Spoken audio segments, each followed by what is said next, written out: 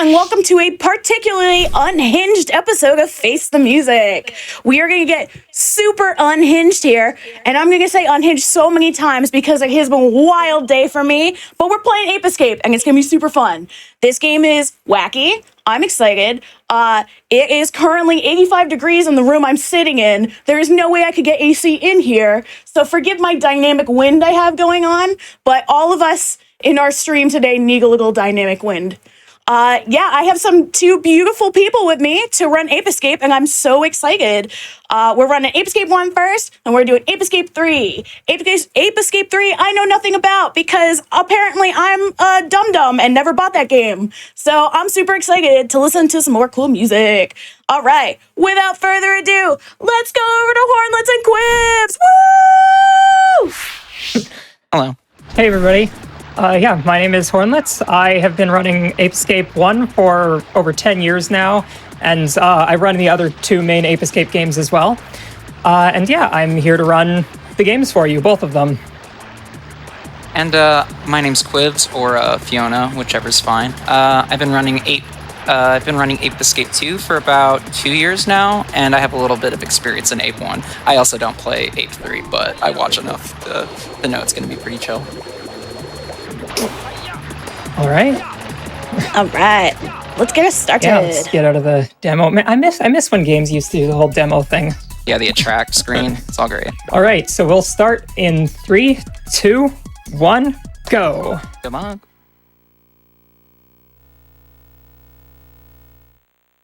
All right, so yeah, we just got a few cutscenes to start off. I can skip all of them though.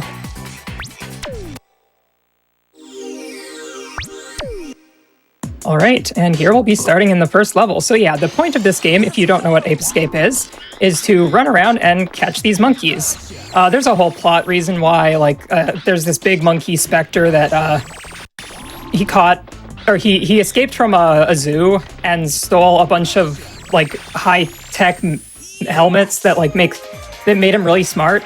And then he made a bunch more to give to all of these other monkeys, and then he set them all free from the zoo. I feel like it's a little bit more negligence than that, because didn't the professor accidentally leave the super blasto smart brain helmet in his cage and he put it on? And why is anything his fault? Because he left it there, so, you know? True. Yeah. Professor's not exactly the most attentive guy in the world. And he also lets 10-year-olds do his important tasks. Sorry. No worries. So the whole point is we're trying to go and catch the monkeys. We've gone back in time because there's also time travel involved in this game.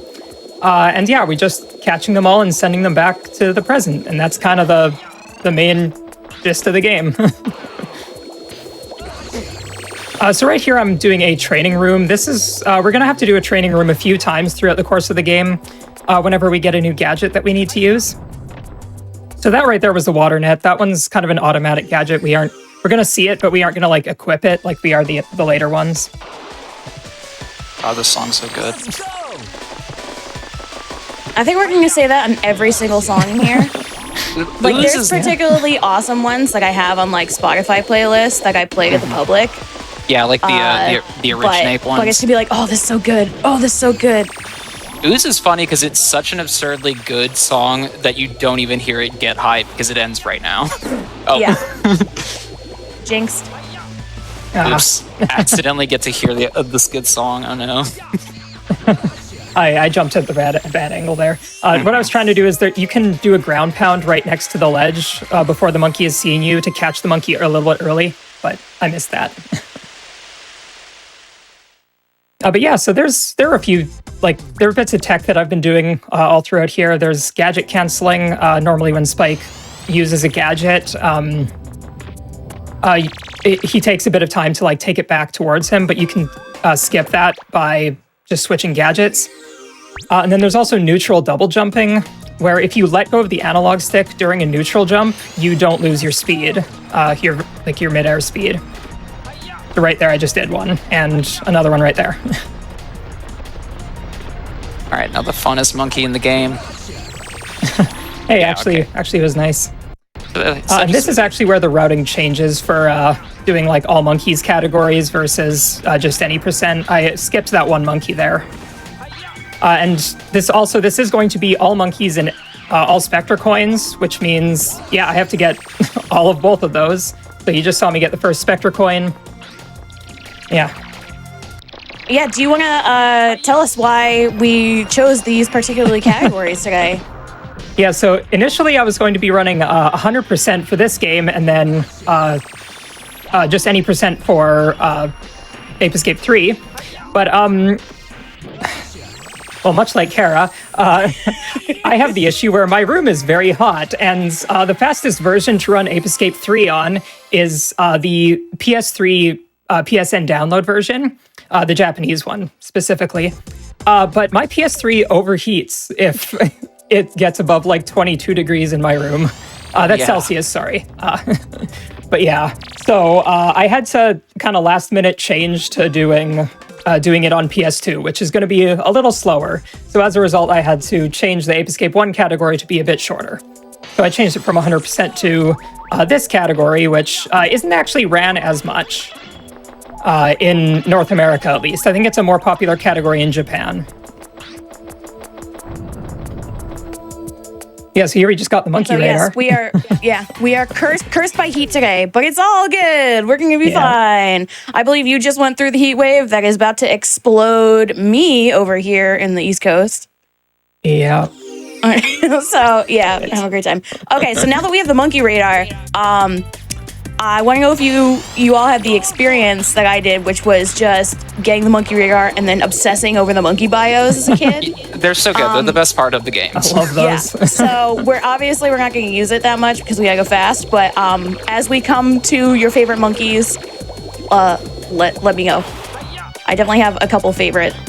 I do forget their names at this point, but I'm just like, oh yeah, it's that guy chilling over there, or that dum-dum who doesn't want to get caught over there. Yeah, I love Bon-chan. He's really mean. Or, what's the one that's sitting on the top of, not Coral Cave, Krabby Beach. Yes. The one that's it doesn't know what he's doing, I think is what it says. There is some deep lore in here. They put a lot of effort into it. These 5 lines. These 5 words. Like, they give them a couple of sentences in 2 and 3, but I feel like they kind of like went too whole hog, honestly. Yeah. It's like no our attention mystery. span's only so long. They're like, okay, well, here we got all these 4 comas, we got all this lore, we got all these fanfics. I love that there's just fanfic in Ape 2. You just unlock fanfic in it. Oh man, okay. Yeah. Is it quite awful? It's mostly funny. Like, if I remember correctly, yeah, you just like grab like occasionally like books and like comics from the gotcha machine in 2 when you're like not trying to get the really good mini games. And I know there's like a really long Spectre book series. It's like 7 parts. All right. It's about like 30 paragraphs of information. I don't remember what any of it says because that was 20 years ago. All right. Ape Escape fanfiction. Let's go. Oh, I want to point out that, oh man, I totally forget her name, but she does the awful, like, fake typing. The just, like, slamming her 2 fingers on the keyboard, like, the whole time. Every time you go to that cutscene. Oh, yeah. And yeah, Natalie's putting in some important data. Important data, yeah. Just slamming the index fingers. Yes, okay, you are showcasing the sneak. Uh-oh. So, oh no. Oh no. Okay. It's okay, no, I should be fine. I know how to handle this. Okay. Wait, maybe. Or maybe I don't. I can't get off of there. It's okay, I'll just meet the guy on the other side. Yeah.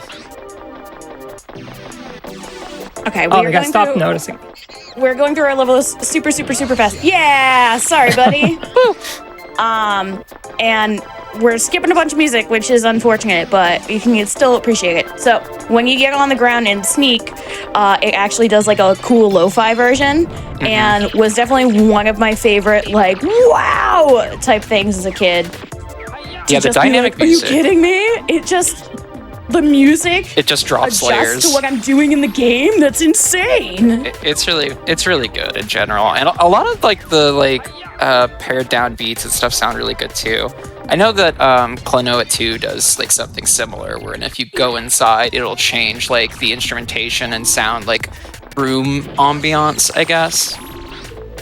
Let's just say that Ape Escape like set the precedence, and like if you're not doing it in your games, you're doing something wrong. Yes. They invented diegetic crouching. I'm going on record as saying that. You can trust me, because I'm on the internet. Fun fact for all our viewers, Ape Escape came out in 99, and it was the first game that required you to have an actual DualShock controller, because you get to use both of your thumbsticks and swing them in circles really hard. And it's super strange because nobody does it anymore, but it was lauded as this wonderful new technology. And I just remember as a kid just like taking my hand and going through the joystick as fast as I could, be like, it's not working! I don't know what I'm doing! Yeah, or sitting at like sitting at the before game screen where it says you need to plug in a DualShock right now or you're not allowed to play this game. You need to go home. Okay, so right now, I'm catching the actual worst monkey in the... Okay, it's the second worst monkey in the game, if you ask me. But you're not supposed to be able to catch this monkey this early, kind of. But if you're good, you kind of can. But you also kind of have to get a bit lucky. Yeah. Which I have been getting very unlucky. It also didn't help that I had to... because there was the Spectre coin up top and I'm getting all Spectre coins, I had to do a bit of a different approach, which made the guy notice me earlier. Yeah, so that's kind of what you want, is you want the monkey to shoot missiles pretty early. Yeah, there we go. Yeah, so you can like manipulate the missiles to miss you, but the guy has to shoot them and shoot them early enough. Oops. Yeah, it's Windy is so insane. Like, I can't believe some people in any percent catch Windy. Yeah, well, any percent has gotten very optimized. Okay, when you say it like that, I guess you got a point. You would know, right. to be fair. Yeah, I would know. All right. Finally out of that level. Yeah. Yeah, this is one of the big reset points of the category. Okay. Or of any category that catches all monkeys. Okay. Okay. Yeah, so what got you into speedrunning Ape Escape? So funny you should mention, it was actually all the way back in GDQ of 2013. I saw, it was Skateman 222 did a speedrun of any percent of this game. It was the opening run, and I just thought it was like this really cool game. I had never played it before, I had never even really heard of it. But then I kind of, I thought it was cool, and then I kind of just went on my way after that. But then a few months later, I met, or I think it was later that year, I met another runner of this game through a different, through the Chips Challenge community. That was I Have No Name 248. And we both kind of just sort of started bonding over, like, just the fact that we were both speedrunners. And he mentioned I should try this game out, and I was like, hey, I thought it was a cool game, so I went and bought it, and eventually just started to run it, and then, like, 2 years later, I got the world record at the time. Yeah. So that was good. Okay, same question for Queeves. Oh yeah, I started running. I'm trying to remember what caused me to start running. I might have seen like an Ape Escape 2 run somewhere. I do know that when I started, I was initially running Ape Escape 1, but I gave up because I didn't want to practice boost jumps into infinite jumps. It was too hard. It was too hard for me at the time. Now it's fine, but I like took a break from learning for like 5 months until about August of that year, and I think, if I remember correctly, there was a Frost Fatales, I think, and I think of Frost Fatales, and Bucci did a run of Ape Escape 2, and I was like, oh yeah, I need to go back and play that, because I saw, like, they finished at a 108, and I was like, oh, I should try and beat that. I should try and be good at this game again. I got 10th place like 2 years ago, and then I stopped playing. I do not run. I barely run Ape Escape 2. I am a fake runner. Okay. We don't consider you fake over here. Oh, thank you though.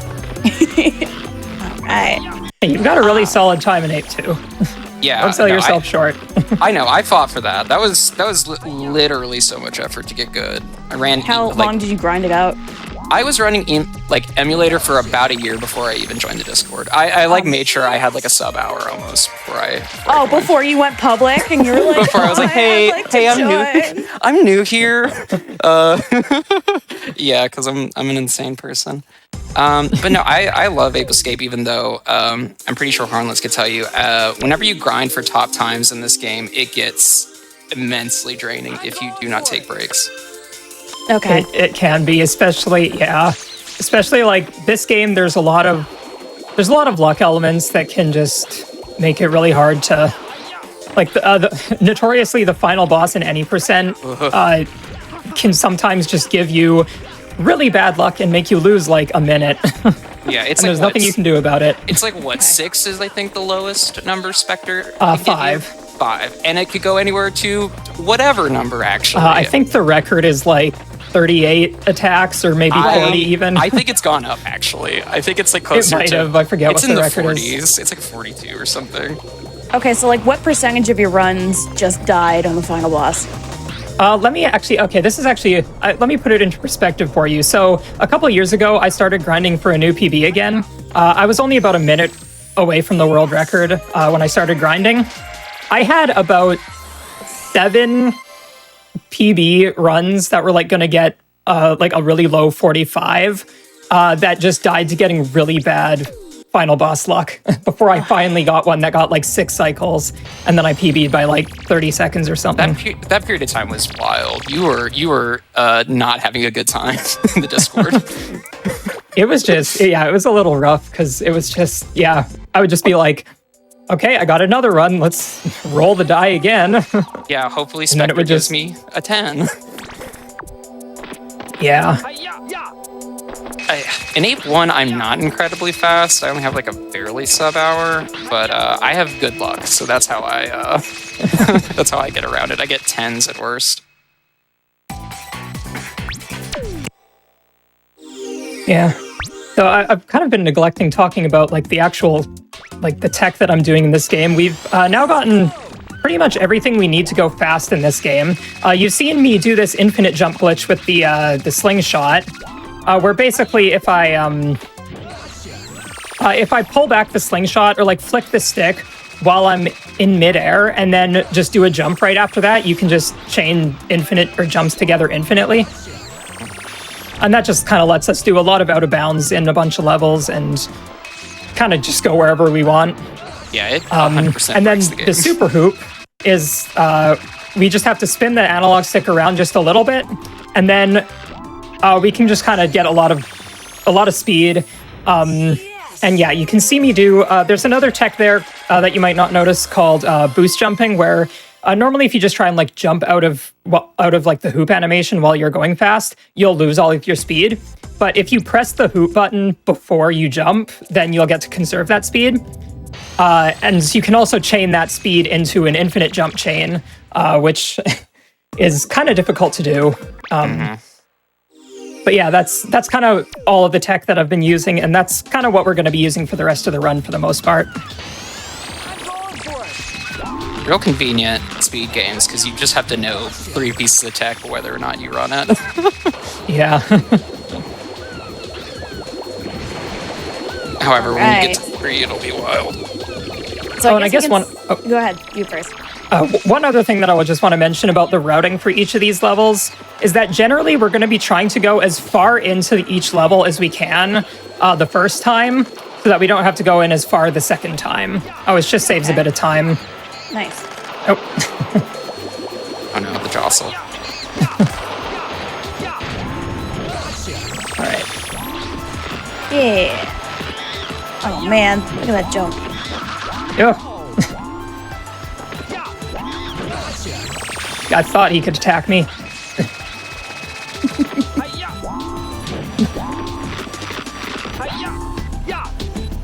Oh, here's Bong Bong. This is the hard one. Okay. Yeah, Bong Bong. Get caught. One of the few monkey. I think that's the official name, right? I think so, or Bonchan. I can't remember. I might be confusing it with One Piece. I'm not sure. That's Mr. 2, right? But yeah, that monkey, if you miss that monkey, you're in for a rough time because that guy throws bombs like every second, shoots at you, and it's rough. All right. So I guess we can get into a little bit about the music. Yeah. So, yeah, discovering this as a kid. Okay, this is one of my favorite levels as well. That's what I'm into. Oh yeah, Dexter's. Just wild to absorb this level as a child. Just being like, inside the cool dino. All right, Here we go. Oh, he ate a ship. Oh, okay. The geometric shapes are the scariest part to me. There's just random geometric shapes. All the creatures inside this poor dino is wild. Yeah. Yes, we're inside a dinosaur capturing apes in a it's wild. Anyways, so our composer for the game is Soichi Teraga. He is known as a drum and bass and a jungle artist who combines Asian elements with his house music. He was born in Tokyo and he majored in computer science and electronic organ at the University of Electrocommunications in Tokyo. I don't know how you can get more specific than guy likes to play with a lot of different keyboards and computer programs and just major in I plunk on keyboard. That sounds pretty cool.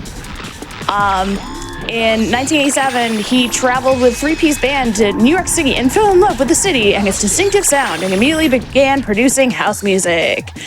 After graduating from college, he formed his label, Far East Recording, and put out their first release. And then a bunch of years went by, and then in 2016, a London-based label re-released the Far East Recording EP, and renewed interest sparked all over Europe that allowed Teraga to tour the world, which he still does today. He actually has tour dates out for, like, Ohio. So, which is pretty cool. Yo. So he's jamming. He's a 59-year-old man who made this music, and he's just jamming. Yeah, he's just living it. So, in an interview he did with Vice on tour in 2016 in Toronto, he was asked how he feels about the renewed interest in house music, to which he responded, "I have no idea why young people are interested in my ancient tunes. I'm just wondering about that even now." So he made, in 98, he started working on video games. He worked on a game that I've never heard of called Wangan Trail. He worked on a couple other ones, but basically his story of like getting into Ape Escape is super wild. Do we have any tech we need to talk about before I tell this wild story? No, you're good. Okay, Emo great. Jungle. Okay, wild story. So, in 96, he released a song called Sumo Jungle, which you should totally go listen to because it's super weird. So it's this plus like a Japanese guy going sumo like over and over again and saying sumo stuff, and it's funny and it's very unique. So the Ape Escape's director Masamichi Seki, he's working on the game. He's in Tokyo. He just wants to relax after a long day of coding and making this game and thinking about apes, but unfortunately in Japan, you can't let loose. You can't dance in clubs in Japan. So he has to go to this super wild, small underground club where you can dance in secret, like a secret dance club. So Japan has these crazy anti-dance laws, which I can totally go into now because they're crazy. And they're called Fuehio, and it's a remnant of the anti-prostitution Fuzoku laws dating back to 1948. The ban forbids public dancing unless the venue has a license, and even licensed premises have to stop all dancing by midnight. The rule was mostly ignored for 50 years, then around 2011 was heavily enforced by police in Osaka and Tokyo, and dance music was seen as corrupting the youth. So basically, they would shut down a bunch of venues if there was too much dancing, and then your cool club you couldn't go to anymore for like a couple months because they shut down the club. So basically, our lovely Masamichi Seki was just having a day after the office, just wanted to have a drink in a club where you can't dance. And everyone's just sitting down listening to drum and bass music. And lo and behold, who comes out? But our protagonist, Soichi Terada, and he's playing some sick jams. And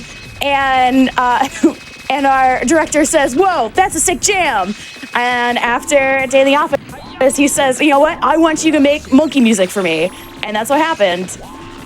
So yeah, you never know if you play out in a club sometimes, especially ones that you can't dance to, and like your dance music is just so vibey, you can't hold your wiggles in anymore. You might get a job out of it. On video game music, so he was like, "Of course, I'll make your cool game." Yeah, and it's funny because his talking about composing, they asked him like, "Okay, what do you think of, like, do you change gears when you're composing for like a soundtrack?" And he's like, "We're gonna make house music. I'm just vibing. I just want to make music that I make music of, but then I have to make soundtracks, and then I have to think about how people are gonna interact with it. So I have to just, stick to something that people can actually interact with and make sense." So yeah, it's crazy. Yeah. Okay, how are we doing on our run? I have more info when we get there, but I want to check in. Doing pretty good. That was actually a really good level. Okay, yay! Awesome. Okay, so drum and bass music, I have like a little history of drum and bass music because I also found this wild. So you can hear it like when we get to the homeworld, level change music. There's like this one's a little bit slower. This is great. This is a bad example now.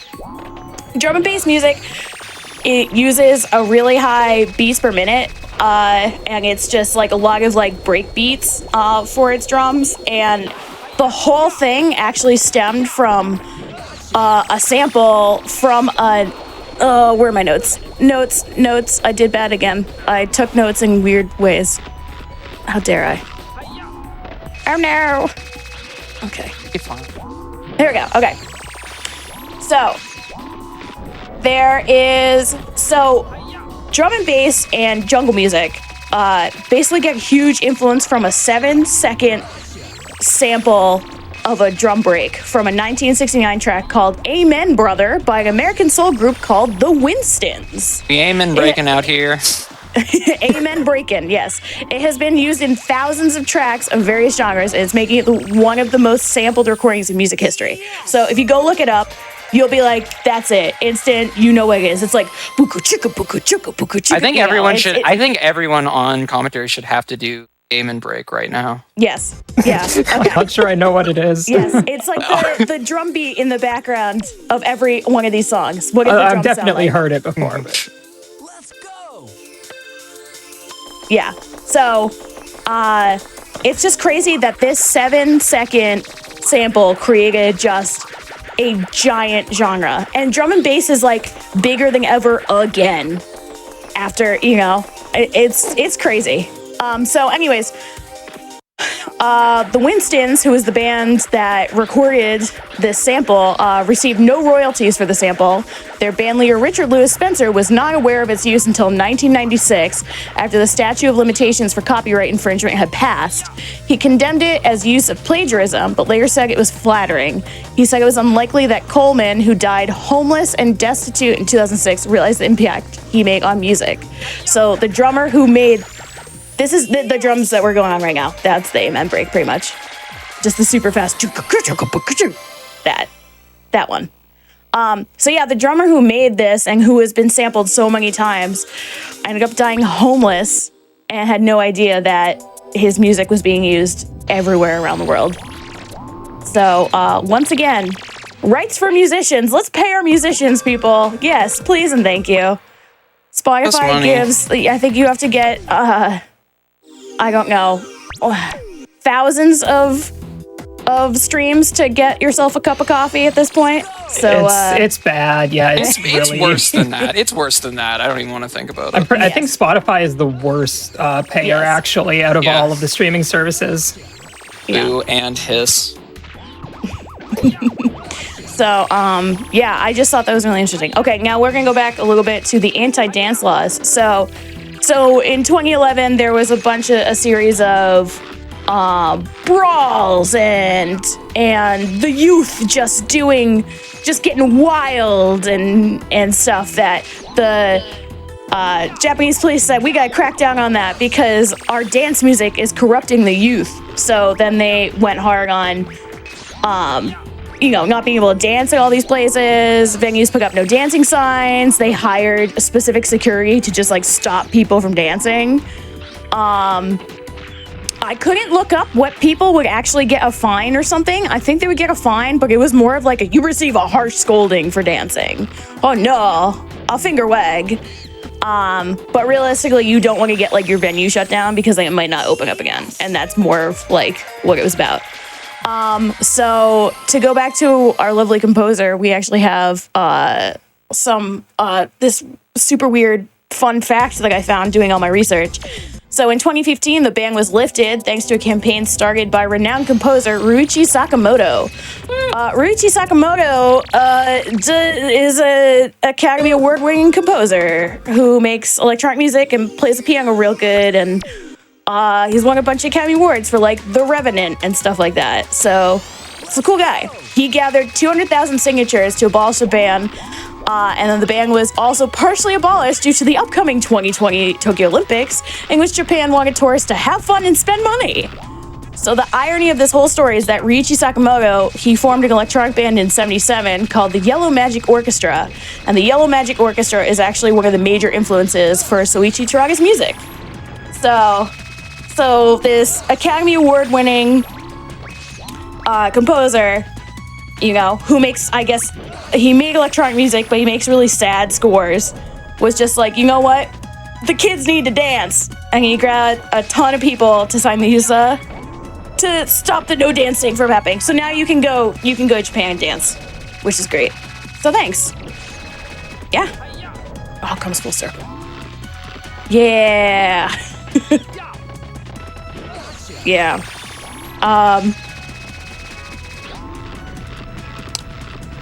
Cool. Anyways. Here's another fun fact.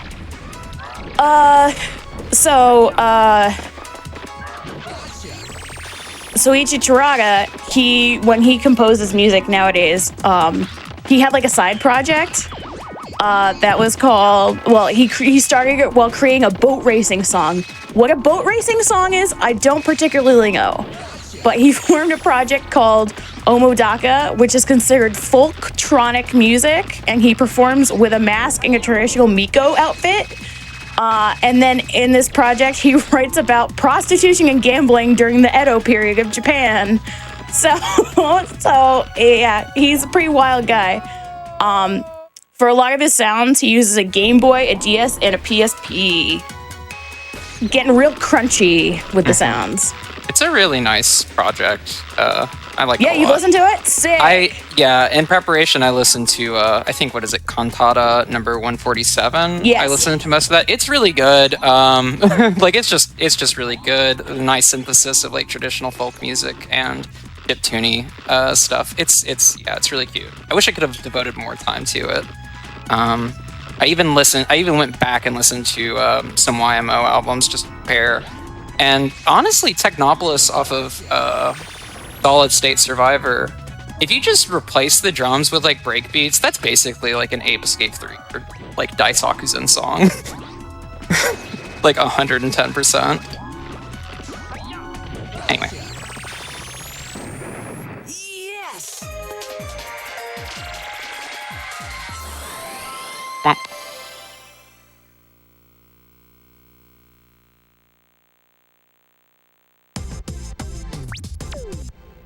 That's all I got.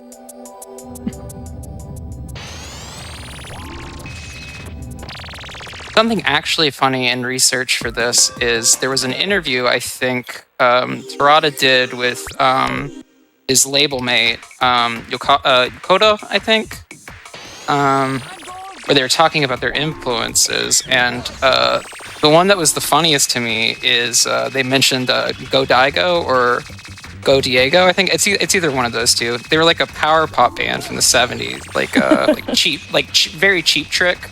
Okay. And they did. I'm trying to remember how to phrase it. They did music for the Nobuhiko Obayashi film House or Housu. They did a lot of the like rock songs. Like I think there's Buggy Boogie is one of the songs that they play. Okay. Cherries Were Made for Eating, which is such an amazing song. It owns so hard. Also, just go watch House. Recommendation: go watch Housu. Parada probably likes it, so just go watch it. Hornlets, how we doing over here? Oh, we're doing all right. We are in. This is actually an interesting level. So this is Crumbling Castle. This is the first boss level of the game. So in any percent, we actually don't need to catch a single monkey in this. But because we're catching every single monkey in the game, I have to catch every single monkey. And so we get this really interesting route here for this level. Yeah, it's really neat. You have to like circle around a lot more. This one. Oh, well, except when that happens. Hitboxes in this game are a suggestion when a monkey's doing an action. Yeah. Monkeys can just choose not to get hit or get caught if they really want to. We're just lucky we can finish the game. I have a fun fact for you. I don't like monkeys. Like realistic, no. You don't like hyper real? Yeah, like for real. Like not even cartoon monkeys, for real monkeys. But this game might have influenced me so much that the monkeys being jerks all the time. Because there's only a couple like cute ones. Like they're kind of jerks, like all of them. But yeah, I don't know. Monkeys, they're like too smart. And like when how like when tourists go to like American tourists go to like different countries where there's monkeys all around and they're like, oh, look at the cute monkey, and then the monkey like steals your wallet and stuff. Like or rips your arms off. Or rips your arms off. That was my other point. Yeah, saying like and then it just kills you. Yeah, like I don't know why. Like like a capuchin is like fine. Like a lemur is cool. But like monkeys, nah. You don't want to mess around now. Not even a little bit. That's what I'm saying. They're cool like from far away. But like, I don't know. People in like elementary school are like, monkeys! Monkeys are my favorite animal! And I'm like, you're crazy. Yeah. That's why we gotta catch all the monkeys. Mm-hmm. Yeah. Don't want anybody having send them back. bad ideas about monkeys. Back to the wild, I don't know. Yeah, we just have to dumb down the evolved monkeys and send them back into, I don't know, their monkey home. Because they're too smart over here. Oh no! Not Spectre. To be honest, I feel like Spectre should just win. That's just where I'm at nowadays. I want to know how a monkey just immediately got emo. Like the second he put on his smart helmet, like he just became maniacal but also emo. Like ape intelligence is a heavy burden. It's a lot to bear, and he's just not in a good place right now. And we should honestly just like let him like vibe for a bit. Yeah, he's also like struggling for the rights of his people. So. Mm-hmm. But who is the real enemy here, Spike is just this kid who the professor said, hey, eat some cookies and use my fun new tools to be my testing child. Also, let's not act like the professor is a hero. Yes, he invents that's my point. He invents time trial and then is like, hey, 10-year-olds that I know want to use my time machine. Oh no, monkeys took over. This is so terrible. Worse than a 10-year-old being in the late Creozoic period. And it's like the 10-year-old and the 10-year-old's best friend / almost boyfriend gets turned to the dark side, so the professor has to like double back really hard or he's gonna get caught by the police for sending a child. Like everything was fine until the other kid got a little too emo. Well, I'd assume since actually right about now, I think we're gonna go to the future. which is the present, That's true, which is actually. going to be actually the ape's present now, if I'm not wrong. Yeah, I think this is like the alternate universe because they went back into the past and then they did some monkey mischief. And then this is now what the present is like, or maybe the future. I don't know. I haven't played the game casually in a little while.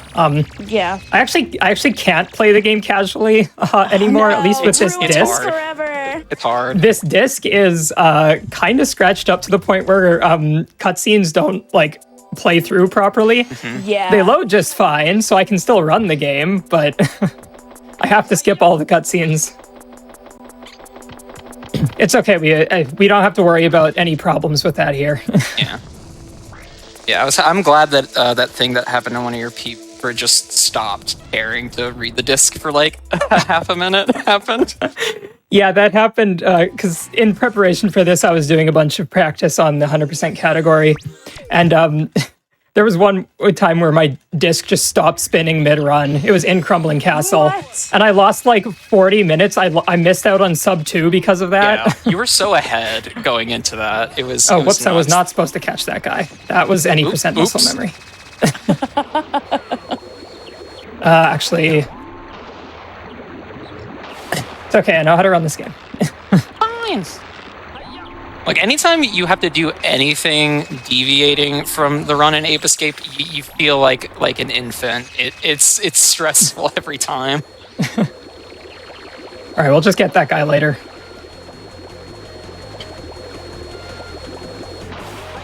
But yeah, so like in that one run that had to, that the disc stopped, I ended up just having to like put a bunch of stuff on my PS2 to get the disc to start spinning again. What? like so to now- weigh it down? Yeah, my to weigh God. down like the Oh my lid so that it God. wouldn't.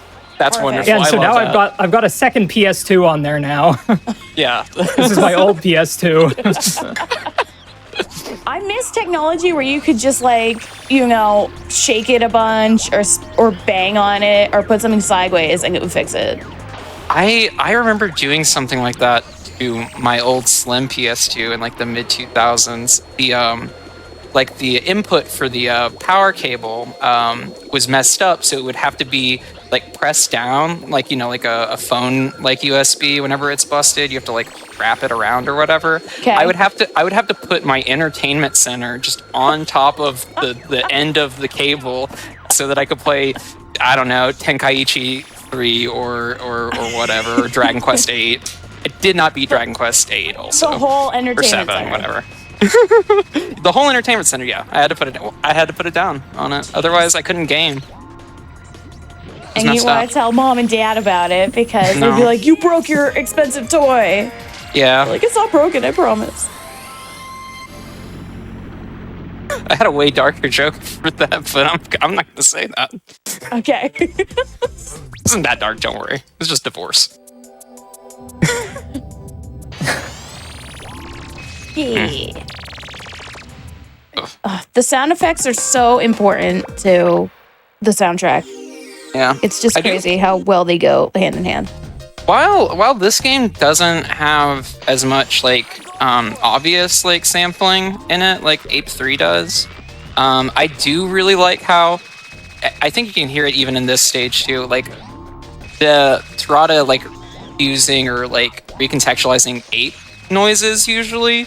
Yeah. For like cymbals and percussion, I think that's like so amazing. It's such a wonderful like economical use of like your resources. Well, It's it keeps easy it, motifs. like, organic too, in Yeah. an electronic feel. It's great. Oh right, yeah. I totally forgot about that. Yeah. Or like Love that all of part. the like motify stages, like Yeah. Fossil Field and like a kind of Thick Jungle and Krabby Beach are like all kind of the same song a little bit. Yes. Oh, it was like the gateway to understanding music through the level progression of this game was crazy. I don't know, how old was I? 99? 8? When I played this? This is a pretty hard game for an 8-year-old. It's a little rough. But yeah, I don't know. I was vibing in the levels, And the fact that you move on from one and then it expands on the music from the other one is just incredible, It's a very high level of thinking out of your game, your product. You know, it's not just tracks. You're like, okay, this whole thing is a vibe here. It's so cool. Oh. Yeah, it all feels fully formed and really considered. Sorry, I caught an extra monkey there. How dare I forgot you? how to do the. I can't. I forgot how to believe do this. the first part of the level. I forgot which monkeys to get. Also, it's a bit random, so I caught an extra monkey there by accident. I'm just gonna skip the first one in this room.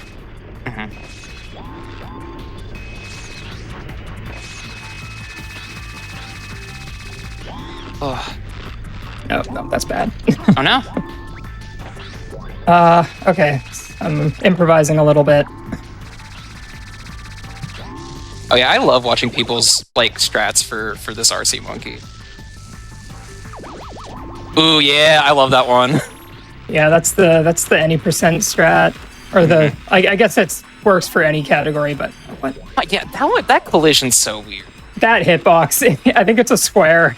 Yeah, it's nuts. Look at this big square right here. Look at this square. I'm Nope, jumping even on. that didn't get up. God, I do a way worse strat. I just shoot with the slingshot and look away. Oh, there we go. Yeah, I used to do that strat, but it's rough. kind of inconsistent, I think. Yeah, and even if it is consistent, it's still like you being like, well, they're probably out right now. So you have to like feel it out, and it's not as good.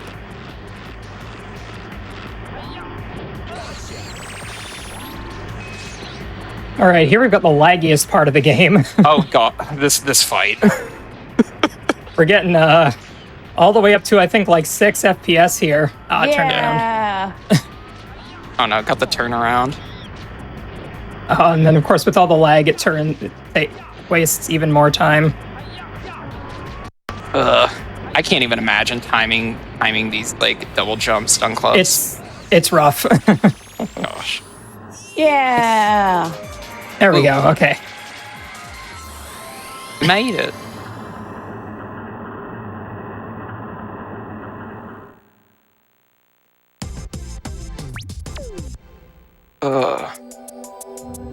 So, has everybody been listening to Brat by Charlie XCX, or is it just me? No, I've been busy listening to some Soichi Terada in preparation for this. I did too, but then I literally, for the last day and a half, got distracted by listening to it like 8 times in a row, so... Oops. I'm a brat when I'm bumping that. Ugh. You know, one thing I was really, like, not necessarily surprised, but it was fun to see about a lot of Terada's, like, solo stuff, or, like, solo stuff, I guess, is that it sounds exactly like Ape Escape in some cases. Yeah, it's cool to know that like that is just the style, and he was like, okay, I'm gonna make. I guess, you know, you would think this is a little bit more like fun or something. It's like, oh no, it just all sounds like this. It's crazy to imagine going to a club and hearing this track. I can totally see it though. Like this music's really like it has that vibe to it for sure. Yeah, there's a couple songs in here that like honestly would fit in the club pretty easily. Like I could hear like something done with Cryptic Relics without really much thinking. Yeah. Like that's an easy one right there. Maybe some of the. I also was really noticing. I was noticing how like Terada seems to. Maybe this is just part of the genre as well, but like Terada likes using a lot of like really interesting chord progressions with like those like sort of ethereal sounding synths. Like they're just. It happens a lot in his like solo stuff as well. His choice of progressions are really fascinating. He uses some cute, probably, I don't know, jazzy chords, some minor 11ths and 9ths. And I don't know too much about music theory, but yeah. It's just when a note is in relation to another note, but whatever. It's not worth thinking about. Check this out. Oh yeah, I saw that. Like, why does this monkey do this?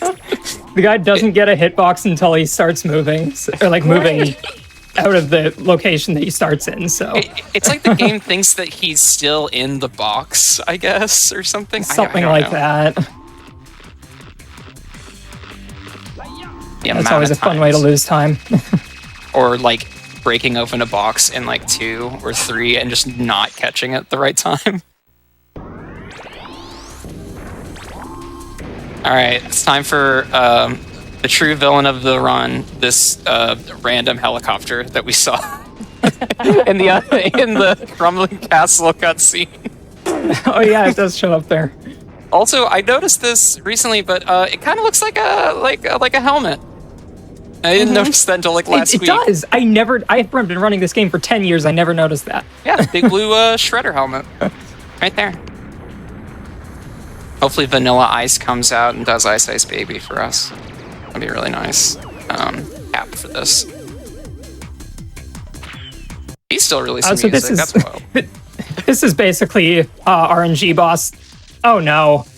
Oh, did you lose the RC? I accidentally pressed the button. Come on, make it okay. Yes. Wow. You have so much time for the RC. Yeah, I forgot to switch to that. Yeah, this is like basically RNG boss number 1 of the game. It's those attacks that the guy shoots. You saw a red one and a blue one. The blue ones lose 7 seconds, and it's random which ones happen. So sometimes you might get 4 reds and then you gold, and then sometimes you might get 4 blues and you're just gonna like reset. Not actually, I don't think I've ever reset on this boss, but. Or you could be like Kami, who had the worst luck on this, which I didn't even know there were RNG elements outside of the blue and red phases. Oh, there are. I've just been too lucky. I'm pretty sure every single run for like 2 months he stuck here for an extra like 20 seconds or whatever it is. Yeah, like it's random, like where, like how long he flies around after this. And then there's also something that we call a troll cycle, where sometimes the boss can just go back to the first phase, because we're in the second phase now. Lord. I can go back to the first phase where it does the red or blue attacks again. And that ends up wasting like, I don't even know, like, like 40 seconds. Yeah, it's almost to a minute. Yeah, it's wild. It's bad. But it's pretty rare, so it's Yeah. not the worst. Unless you're Kami. That's the only person who it happened to more than once that I ever saw. What? I don't know why that happened. Okay, I lost an explosive. That's fine.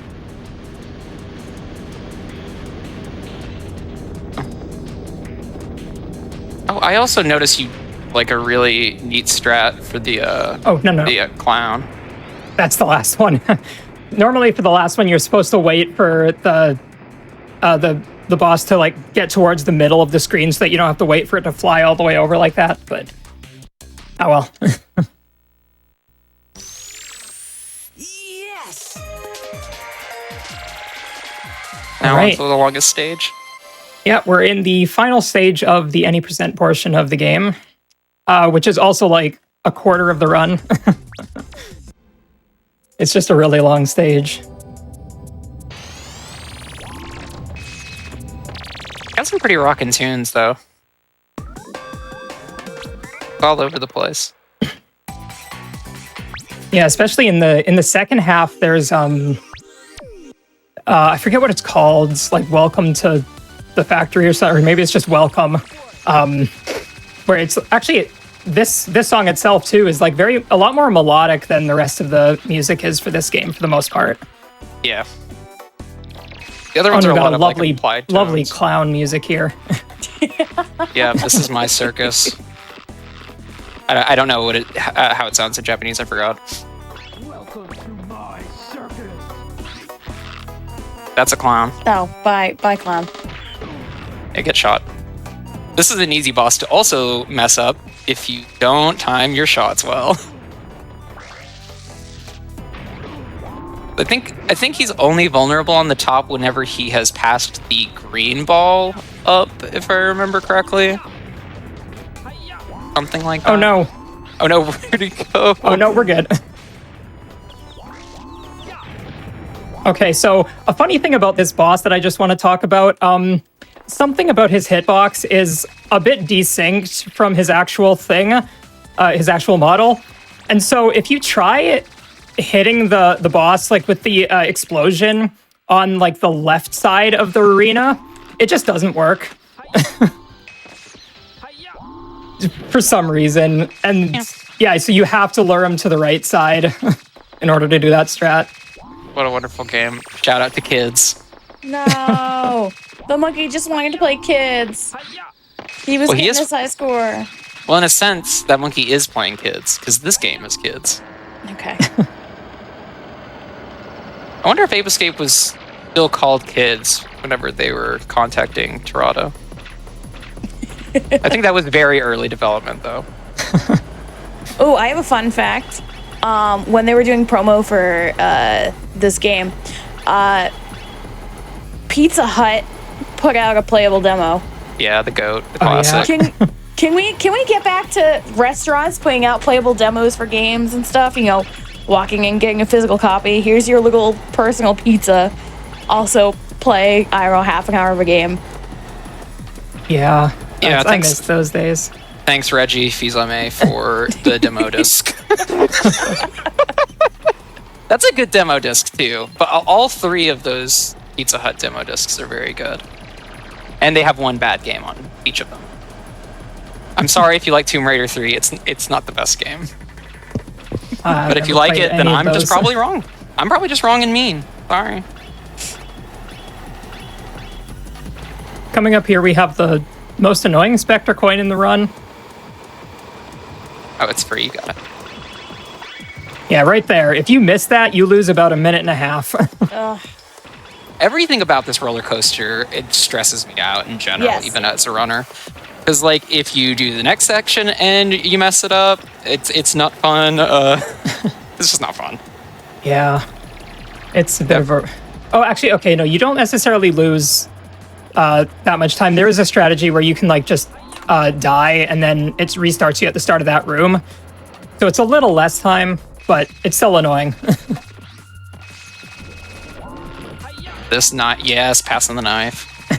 That knife hits me, like, 4 out of 5 times. It's the most absurd hitbox. It is some Smash 64 Kirby up tilt shenanigans. It is the worst. I feel like I'm playing Heritage for the future whenever I'm jumping over that. Yeah, let's go. No bonks. Good luck on Coffin Room. I got bad luck. I got really weird luck. Yeah, very weird. That ghost was really beaten in. I've never seen a ghost do that in this game. No. Oh no! Oh no! Yeah, whatever. Damn. I'll just wait. It's okay. The monkey always comes out of the same coffin, so... Isn't this worse in OTL, actually? I know that's a bit off topic. I can't remember. No, don't ask me about OTL. Oh yeah, I don't know why I'm never playing that version. No one's ever played OTL, I'm sorry. Is that the PSP one? Yeah, It is, yeah. Yeah. The one that notoriously on the game that you need 2 joysticks for doesn't have a second joystick. No, Yep. Yeah, just super smart. mash the hoop. Just mash Yeah, hoop. it's great. Yeah, also, the only thing I have to note about On the Loose is that Richard Dean Horvitz plays Spike in the NTSC dub, so you get to listen to Zim for the entirety of the run, if that appeals to you. Yeah. In his glory days, yeah. Also, for some reason, if I'm not wrong, I could be wrong, someone can call me out for this, there is just randomly a line of dialogue that's just the original PAL version of the game, just in OTL, I think, somewhere. Oops. There's just one line that's just not from the game. That's It's just funny in it. 'cause the PAL version, like the voice acting is so much better. Look, as a U.S. Puritan, I don't know if I can say that legally, that the PAL Okay. version is better. That will give a little bit too much of an ego boost to certain Ape Runners that I don't want to give it to you. The US dub is beautiful. It's wonderful. 35-year-old men should be the only people allowed to voice 10-year-old boys. Oh, I'm hearing breaking news from chat. Apparently, it's not just one line; it's a whole cutscene. That is the. Oh yeah. On the Loose is a gift. Bad gift, but it's a gift. I did buy that game when it released. Played it. Had already played Ape Escape 1 and 2 at the time. And while playing it, I was like, yeah, this is pretty good. I don't see. I thought it was like a pretty good port in my brain, even though it's very clearly not a port, and it's maybe not the best. It does have the same soundtrack though, so Yeah. that's pretty good. I was actually surprised to find that for the iToy Ape Escape game, that Terada did the music for it because it exists. Yeah, I think he did most of the Ape Escape soundtracks. He didn't do Ape Escape 2 Didn't do 2 for some reason, which I think is also part of the reason why we're not showing off 2 here. Yeah, I think he did. I think he also didn't do the soundtrack for maybe the Acad games, but I'm not sure. It's possible, but yeah, I was looking it up earlier, and yeah, he did a lot more than I thought he did. What's actually funny about like the A2 thing, because as an A2 runner, I joke often that yeah, the worst part of the game is the soundtrack isn't the best. It's good, it's chill, it's video game music, but it isn't like this really sick like drum and bassy, like jungly, liquidy sort of expansive score. It's just mostly pretty sedate.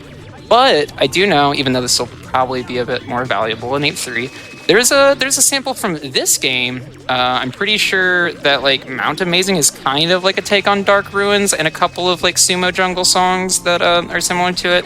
And the Cyber Ace theme is a remix of the boss theme from Ape Escape 2, which is a very interesting choice to me. Of all the songs from Ape Escape 2 to remix, it's one of the better ones, I'll say that. Yeah, I do actually remember the boss theme from Ape 2. I will also say Casino City is also very good. Casino Violence. I do like the Ape Escape 2 soundtrack a lot as well. It is different for sure. Mm-hmm. When it hits, it's pretty good. Moonbase is good. I got that. That was Ooh, we love it. That is a hard jump. We're shooting. In my PB that I got the other day, I think I failed that like 4 times.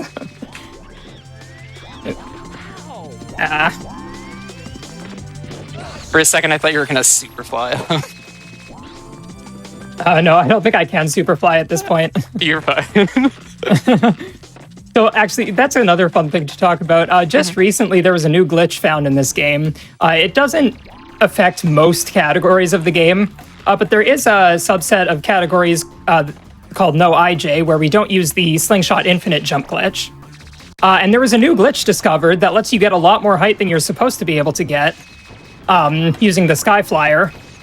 It's very interesting. And yeah, it ended up cutting out about, how much was it, like 5 to 7 minutes of the 80% crazy. No IJ run? It's significant. It's like actually wild. I do think the one thing I know about it, I think it was tech that was known for a bit, but was not used. I think it was just a task strat. But if I remember correctly, something like that. I think Scion came up with like a viable version of it, and then maybe I think other people talked about it. But yeah, if I remember correctly, you can only do it once per level. Yep. And well, it's something. Quite, or kind of. You can do it. Yeah, as soon as you enter a level, it's the first time you use the Sky Flyer after entering a level. Resetting rooms and dying doesn't reset it. Oh, whoops. I was not paying enough attention. Oh, no. Oh, no. That's okay. Good thing I didn't guess the cycles. We're starting over on the cycles. There's one. I'm calling an 8. This is going to be for sure an 8. Yeah, this is RNG boss number 2. This is the one that causes all the problems in any percent.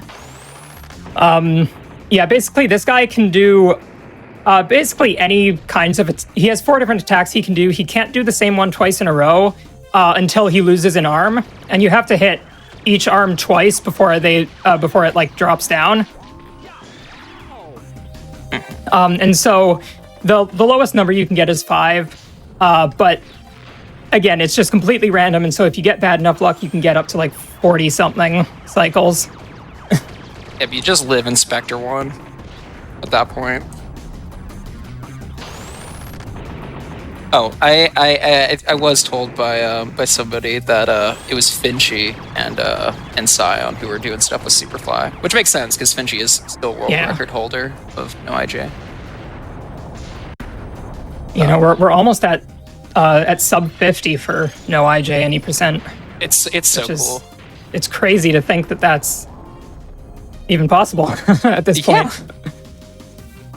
Yeah, next thing you're going to tell me somebody's going to hit a 49 and 8-2 any percent.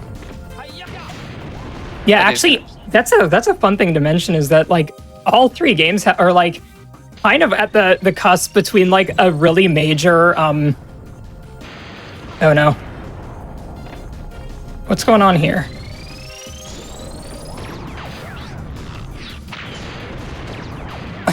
What happened? I've never seen that happen before. Okay. Oh no! Oh, I said the thing. Oh no.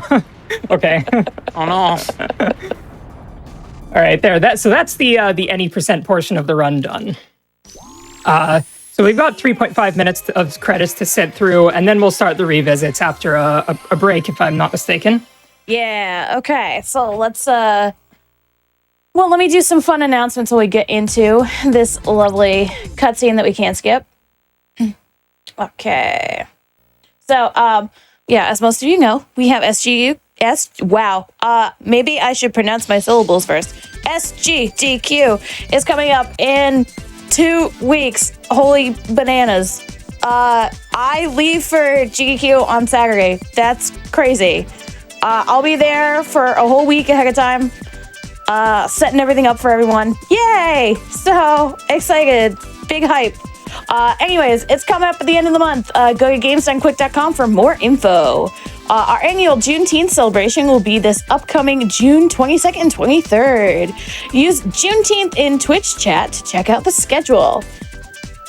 If you missed any of our shows or events, be sure to check out the VODs on youtube.com/gamesdonequick, and then also join the official GDQ Discord and add the new Hotfix role, where you can keep tabs on upcoming events, talk with staff and showrunners, and more. Use Discord and Twitch chat for more info. Yeah. All right. So, these credits, huh? Yeah, these credits. I really like this music in the credits. It's pretty good. It's really nice. It's just jamming out, you know. We could skip this, but we just really want to listen to the song. And definitely not. We have to watch it. If only unskippable. Like nobody's tried to get this out of here yet. Yeah, when can we wrong tried. Away? We have tried. We've tried like there are some, like I know Spyro the Dragon has a credit skip where you do the last hit on the boss and then you go die and game over. Actually, I don't think game over is required, but you go and die. We've tried that with this. It just resets the boss. It doesn't work. Oh man. There's not really a lot else that we can think of because like as you still have to like deliver the final boss. So like if we could skip the final boss somehow, then maybe. Yeah. But I don't know what else you could do. But I might just be completely wrong. The only thing you can do currently is just play JP. Just play the Japanese version because it's slightly faster. Okay. It's actually a fair bit faster. I think it's about 30 to 40 seconds faster. Okay, that's I am on the slower version, but I don't have a Japanese PS2. Yeah. How dare you? Are you even a real Ape Escape runner? I'm sorry. You have a Japanese PS2. I'm sorry I can't loan you my Japanese PS2. I'll just have to buy one myself. Make sure I get a Japanese 90K. Or get a Mechapone or whatever everybody yells about. I couldn't do any of that stuff. I just bought I bought a backwards compatible PS3, and I don't want to talk about it any more than that. I bought 2 of them. I bought a backwards compatible PS3 as well, but now I'm running into the issue where I literally can't speedrun my games during the summer. I remember whenever you were like starting to run again and like doing 2 and stuff, you would like do runs for a bit and you're like, my PS3 is melting. I can't do any runs. Yeah, that was an annoying thing. Right when I was first starting Ape 3 especially, I bought the PS3 for that purpose. And I had to soft mod the PS3 just to be able to force the fan to spin at a speed that was fast enough that would keep the thing cool the whole time. That's horrid. We're a great piece of technology. All right, have we I think officially they improved it, but gotten yes, this out is of the this end of the cutscene? credits. So we just have one other cutscene right there. That was it. Yep. Yay. Okay. Great cutscene. Well, everybody, it is time for a little breaky break. Everybody, wiggle your monkey arms around and get ready to dance some more. Take a little breather. We will be right back in a few moments.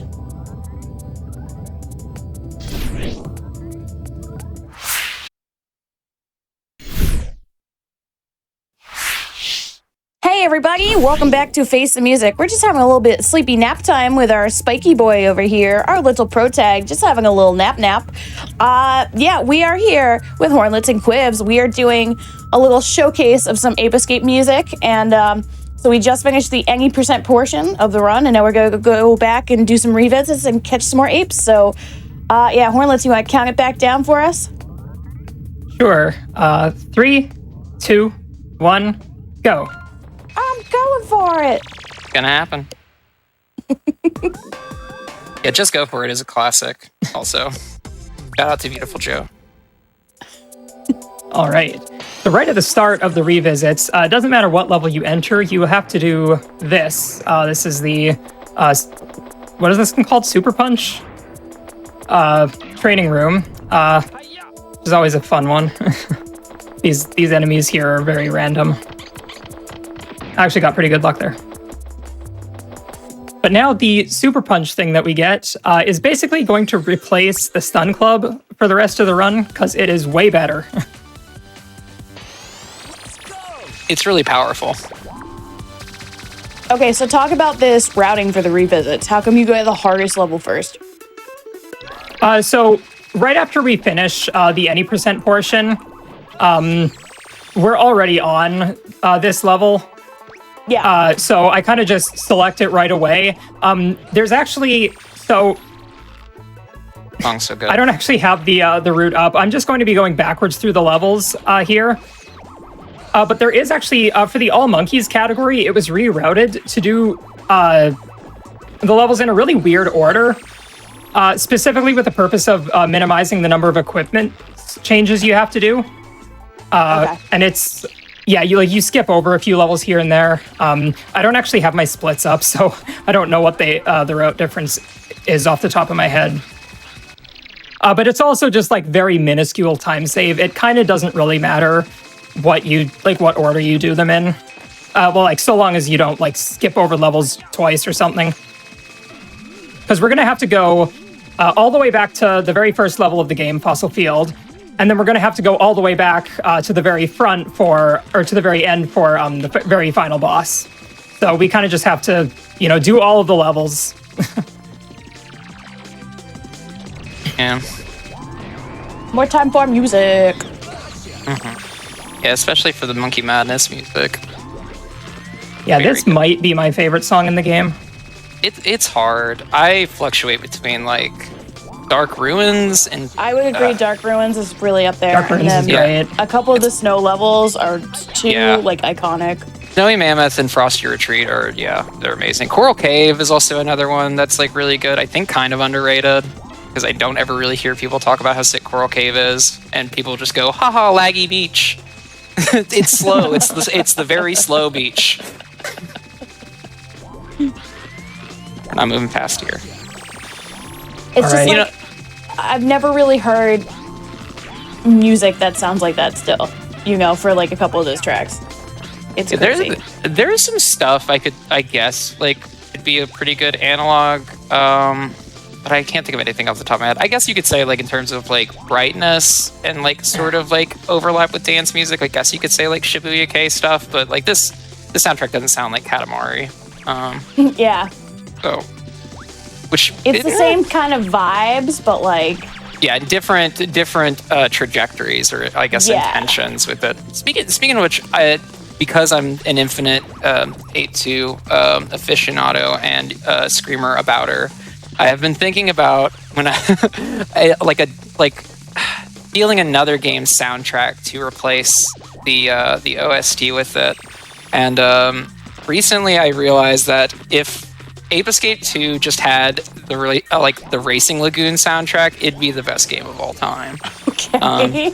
If you do not know, Racing Lagoon is a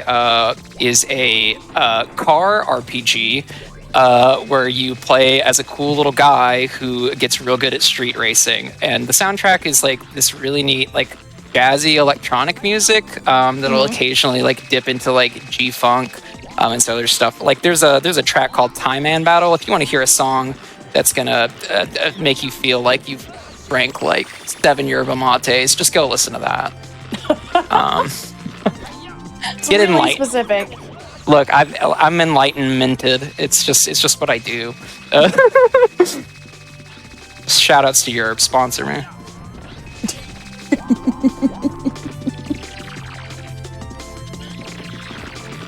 Real quick, here's my yerba mate tier list. Enlightenment, Orange Exuberance, honestly the rest of them, and then Bluephoria at the bottom. It's the worst one. Not good. Okay.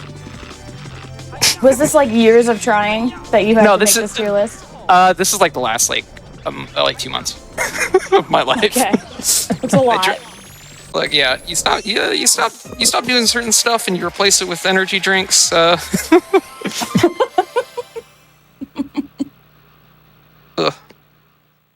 Like as a professional woman, sometimes just got to do a couple less things and drink yerba mate.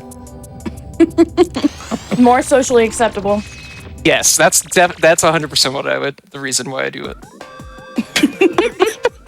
Be a brand ambassador for a really like, I don't know, I would say like B tier off brand energy drink.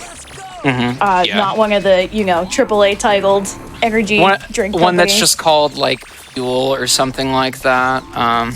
There were like dollar generic monsters at the Aldi no way, man. recently.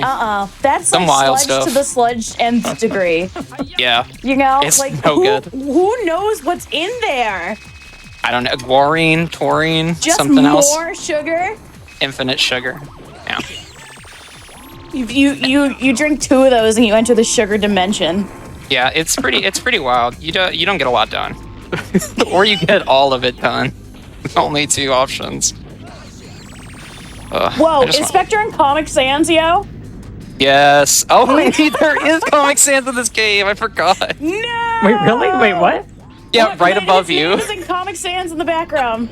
Oh, Spectre's so cool. He's so sick. Oh, right there. Oh, that is. Oh, I've never seen that before. It's just hilarious to see a really good yellow font into just plain white out of the box Comic Sans. Come on.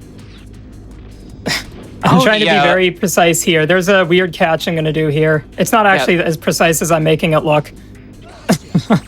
Good job. That was Let's sick. go. It's so cool. Yeah, I just couldn't quite get my bearings up there because there's no textures up there. No, we distracted you with the Comic Sans. Yes. Oh, there was that too. Yes. It's all Comic Sans' fault. It all comes back to Comic Sans if you think about it.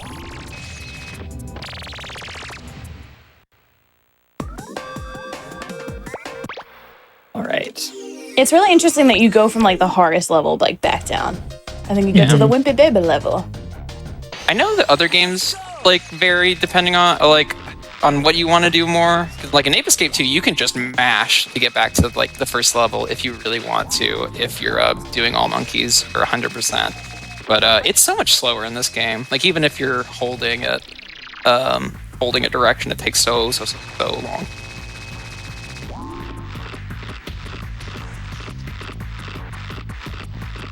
I've noticed as we're going in the second half, the frame rate, natural dropping of frames of the game, which is working as intended, actually, has gotten so much worse than the first half. All right, good luck on this, Mac.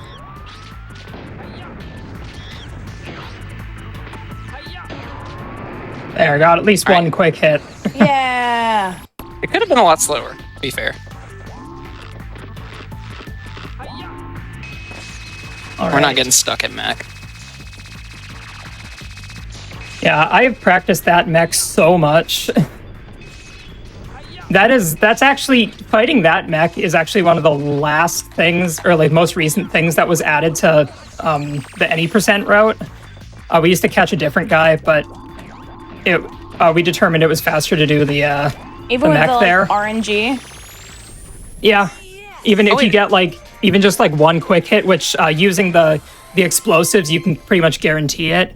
It only takes 4 hits and it ends up saving some time. I had to learn that. Is it the green monkey in the other room that they used to catch for any percent? Yeah, it's the one that was by like over by fence. the big gate. That's what I figured. I think I remember seeing somebody do that forever ago, but I just like completely forgot. I mean, it's like in Ape Escape 2, people used to not know that you could use the water cannon to beat Spectre. It was bad times. Oh, I was running the game back then. That was so bad. When I started, that was not a normalized strat. So I lost a lot of runs to slingshotting on accident. Yep. But we'll get to that. We'll get to that whenever Ape Escape 2 is on the show, which is never, because it's not happening today. Okay, got it. Maybe one day. It relatively never. Wait, nope, I forgot a monkey. We're not done here yet. Oh no. Damn you, bees. Yeah, these they're bees. They are hornets, yes. Bees are Yeah. nice. Hornets are bad. No, bees are friends. Hornets are long and Long and rude. Okay. not a big fan. Rude boys. Oh, okay, I fell. I dropped an IJ. There's a fun out of bounds you can do here. And by fun, I mean I really hope it's fun Yeah. and not bad. Okay, we're good. Yeah. Yeah, through. we want this. Oh, did I do it? Okay, I did. Yes. Oh, thank God. Ooh. There we go.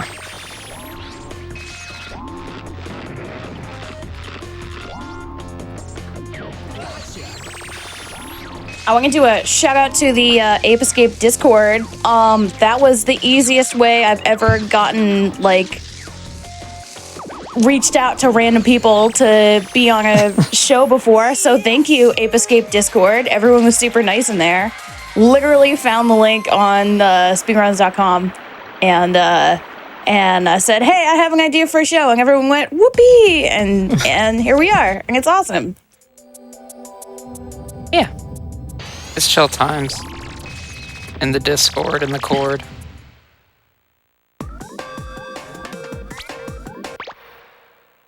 Yeah, and the games have been kind of popping off a bit lately because, I mean, again, I mentioned earlier before the break that Ape Escape 1 got a new glitch recently, and so people have been running no IJ in that game a bunch. Yeah.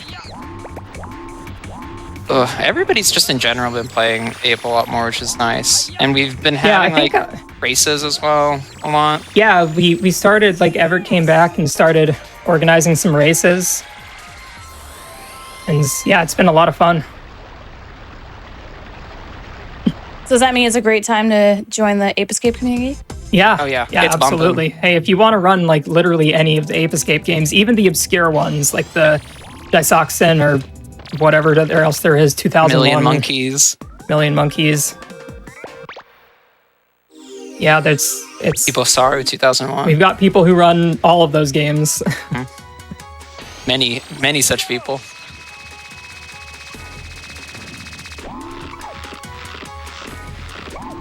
Can't wait for somebody to go on a tear in Ibosaru 2001 again, but I don't know. That game got kind of locked up after a while.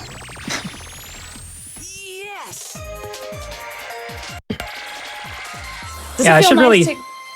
Does it feel nice to go into a level and do like 20 seconds and then get out? It is kind of nice to Yeah. just be able to do that.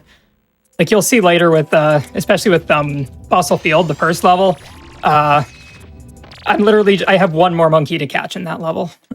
Yep. It's going to be pretty fast. I do have another Spectre coin as well, but yeah. Yeah, other than like the coin, that's like a 10-second like re-entry. If Need to remember to get this coin. oh yeah, this There's like one. no reason to go over here. There's no monkey that goes near here. You'd think they would put one underneath like this building instead of behind there. I feel like that would be better because I like exploring in like the in the bottom of it, but there's just nothing. They should patch that. They should patch that in. Make more interesting coin locations. Yeah, for the next version of Ape 1. That'd be nice. Let's see. You hear this music? Wow, it's sure going, and it sure is good. It sure has some Asian influences by the Japanese man who likes to put Asian influences into his drum and bass music. Him in interviews where he's referring to that is just like, yeah, I literally would just say like the way he phrases it is very funny. He's like, yeah, it's just like drums with like Japanese elements, and like he air quotes it. Yeah. Every time. I mean, yeah, he knows it's like, whatever, stereotypical. But the Vice interview had him. He was being interviewed while like going out to dinner, and so he just kept going, be like tasty for like the new stuff he was trying in Toronto. God, And the question was asked, how come you like, do you like the traditional music, or like because you come from an electronic background, is that like your go-to thing? He was just like, no, I just like both. Like he's like, yeah, I have like chicken and potato right here, they go together just like electronic music and traditional Asian music. He said chicken and potato, yes, good together.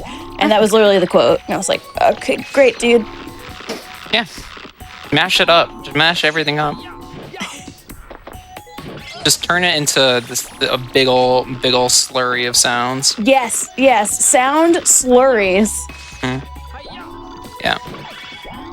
Please don't do personally- that. Please have something dynamic in your music, please. Oh, speaking of which, I think really recently there was a couple of there was a release put on Terada's Bandcamp. I'm trying to remember what the name of it is, but it's like it's called Ape Sing a Net. Yeah, it's like several songs from this and I think like 3 and something else. But there's some really good versions of I think Mount Amazing from 3 is on there, and like Dark Ruins and a couple other things. It's great, and I think you can still buy it right now, like as I think a 7-inch or a 10-inch. This is just a insanely iconic track. It's a good one, yeah. It's busted. Good job on the double. Yeah, that's This always is- a fun one to get. It's such a fun stage in runs, I find too. I really love this stage. Especially at the end of any God. percent. The bass in this boop boop boop boop boop boop boop boop boop boop. So cool. Like I had never heard anything like this. My 8-year-old self was like, "What?" Yeah. Yeah, I never got the chance to play this game as a kid. I only had like a GameCube growing up. And so or a GameCube and I guess some like a Game Boy Color. But yeah, I never got a chance to play this until I was like an adult already. But it quickly became like one of my favorites, or like one of my favorite games to play. As a former tiny baby, did play these whenever she was young. They were good as a kid. They're great games to play if you're like 6 to 10. Honestly, It was like super important because they weren't for babies. Yeah. Like this game is hard. No, these games are real. These are real platformers. They're doing interesting things. I mean, like you could say that the games are stagnant in terms of like coming up with new things to wow you. They kind of knocked it out of the park the first time in terms of concept and execution, and just minor refinements and changes. Overall, I think like every game does a lot to differentiate themselves in mostly positive ways and sometimes negative ways. Skyflower's bad in every other game. Skyflyer is one of the coolest They did gadgets master ever. the Skyflyer in this one. Yeah, it's great. You got momentum, you got feel. Every other game, it just shoots you straight up. Something is to be said about like playing this game on you know, like you don't want to revamp this game, you don't want to remaster the soundtrack, because the crunchiness to this music is what keeps the vibe in there. You need a little bit of crunch, a little bit of bit crushing in a lot of your sound effects to get like this true, because look how angular Spike is too. Like it would be super weird if everything was like super polished. Like it's like really well produced, and it's like really good, and it doesn't like come into this like very like 2000s, like later 2000s or mid 2000s issue of like loudness war thing and clipping and all these other like issues. Like it's consistent, the mix is good, and it is like occasionally like really ramshackly and like not abrasive. Like it's like we're not talking about like Dalek or like industrial like hip hop or something. This is like definitely like a little bit more intense than like Whoop. There it is. I couldn't think of a random electronic song off the top of my head, but I just thought of that. No, but it's like it like, because of the medium that it was put on, like the dynamic mixing of it is so important. So that's like I know people talk about like the Spyro remaster music, and they do a pretty good job, but there's a couple times where I really wanted the PS1 crunch in there. Yeah. And it got removed. It got smoothed over. Yep, that original Stuart Copeland sheen, as it were. The police guy. That police guy, yeah. Yeah, not an actual cop, just a band called the Cops. Yeah. Okay, so as we're doing some revisits, do we want to talk about how y'all got into music? We can go with Hornlets first. Yeah, sure. So, I mean, I kind of grew up in not exactly a musical family, but like, you know, we listened to a lot of music, and I got put in like piano lessons when I was really young, so I learned a little bit how to play piano and like how to read sheet music and that kind of stuff. I didn't stay in piano for very long, but following that, I don't know, I really liked listening to music, and eventually, I don't even remember how it happened or who did it, but on our family computer, somebody installed this program called Modplug Tracker. I don't know if anybody knows what that is. It's basically just like this weird like DAW that you can use to make like basically MIDI music. Music just with like very simple like PC MIDI music from like the 90s. Yeah. Like that kind of stuff. Yes. And so I remember like learning how to use that and just like making random little compositions, and they were like all right. They were, you know, made by very young me, so they were very, you know, repetitive. I was like, hey, I've got this one idea and let's just duplicate that over and over again. But yeah, that definitely like sparked my interest for like creating music, especially. And then a number of years later, when I was, I entered another level, another race level. I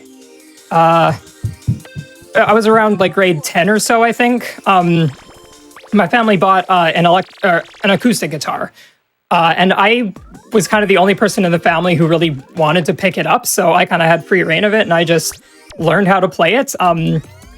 One of the first things I did actually on it was like learn how to play some video game music. Yeah. Because that was just like, that was a lot of the music that I really liked. I would try learning some of my favorite songs that I had been hearing at the time. I know I tried learning like stuff from like Twilight Princess, the Zelda game, and I think I learned some stuff from like VVVVVV and Nice. some other, I forget what songs I all learned. I think there was like a Street Fighter song I tried learning as well. And just like learning how to play the melodies and the like the chords, and then just eventually I kind of just got used to playing it. I learned how to play chords. And yeah, just like from there, I learned how to play electric guitar, I sort of, once I graduated high school, I bought myself an electric guitar and started learning how to play that. And I got very inspired by like YouTube musicians who would like make covers of like video game music, especially. So I remember, especially back in the days, it was like Family Jewels and as well as Johnny Atma or Ga Metal. Those two like really inspired me to like pick up the guitar and like the electric guitar and try to learn how to get good at that. And so yeah, I just kind of put my I just tried to learn how to do that, and then eventually I got to the point where I was like, I kind of want to learn how to actually do like music production, like a lot more official music production, not just like with like a little tracker. So eventually I bought an actual audio interface to start like recording guitar, and I tried making some covers of video game music. I did like Lance's theme from Pokemon Gold and Silver, and some other stuff. I can't remember what I all did, but yeah, it was just like I made a bunch of like little covers than that, and they weren't like amazing, but it got me really interested in making music. So then I just kind of kept working at it. I got some advice from some friends that I have that are musicians. And then, yeah, just kind of from there, I eventually went to school for audio engineering, which that was just a few years ago at this point. Nice. And yeah, now I'm kind of a composer, musician. I don't do a lot of composing these days, but it was through all of that I got my job in, I work in the video games industry right now, so. Let's go. Hey, let's go, Bubby. Yeah, it was thanks to all of that I was able to, get a job in games, so. Yeah. That's right, that's kids. just kind of been. Listen to nothing but video game music, and you'll get a job in video games. It'll benefit you only. Yeah. Well, I think speedrunning helped as well. Yeah. No, but it's cool that you as a little baby manifested like, okay, like your 10-year-old self would be like, you work in video games? That's so cool. Mm-hmm. Yeah. Well, Yeah. I do find it kind of ironic because I always used to think that like, oh, I'm never going to work in video games because, playing video games, I want it to be fun and all of that. And like, it's, that kind of thing. And then, whoops, wrong way. And then all of these years later, like, I get a job as a QA tester in video games. And I'm like, how did I end up here? But no, it's been a lot of fun. I'm really glad I've been able to work in the industry. It's awesome. Do you have links to anything you want to share for your music? Sure. On YouTube, I upload music to my YouTube channel, which is Hornlets, the name that you see on there, plus the word music. Hornlets is music. I have a few like old covers and some. Okay, and some stuff like that. I've also been posting some original compositions there. But yeah, I've got some nice. I think I like the music that I've made. So yeah, you should. Yeah, I'm really proud of it. Yay! And yeah, a lot of the music that I make is like more rock and metal oriented. I've been getting a real big kick on making dark synth music recently, Yeah, which that's I love that genre so much. But yeah, if you want to go check some of that stuff out, it's I actually the last GDQ that happens, they played one of the songs that I made at GDQ. It was like a cover of a Super Metroid song. Yeah. That was super fun. Aw. Are you like, parentals, look, I'm on big stage with my music.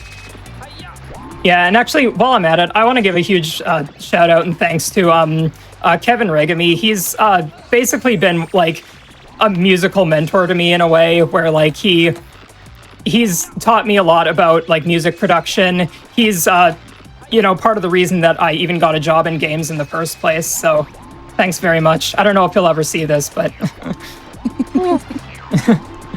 Shout outs. What up, Kevin? Thanks for being cool.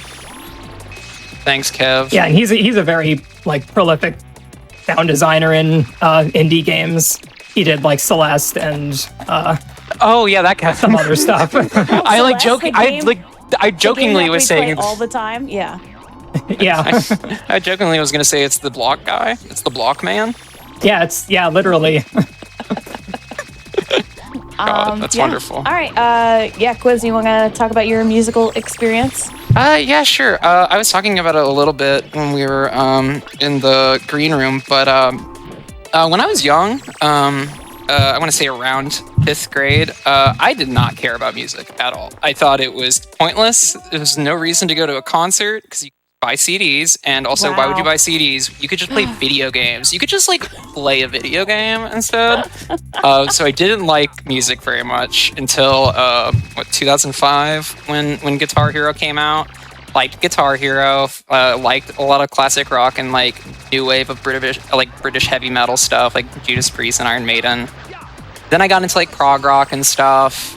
Basically just anything that was called progressive anything. I listened to Dead Mouse for a period of time because they said it was progressive. That's how you got into Dead Mouse, because somebody that's said how it was I- progressive. That's how I listened to Dead Mouse, is how I'll phrase it. Listen, okay. Listen to that one We time. want to do a shout out to Joel. Once again, I think I bring Joel up a lot of times on Hotfix. Joel is a frequent viewer of GDQ. So he could be here at any moment. Yeah. So shout out. Right Okay, behind me, actually.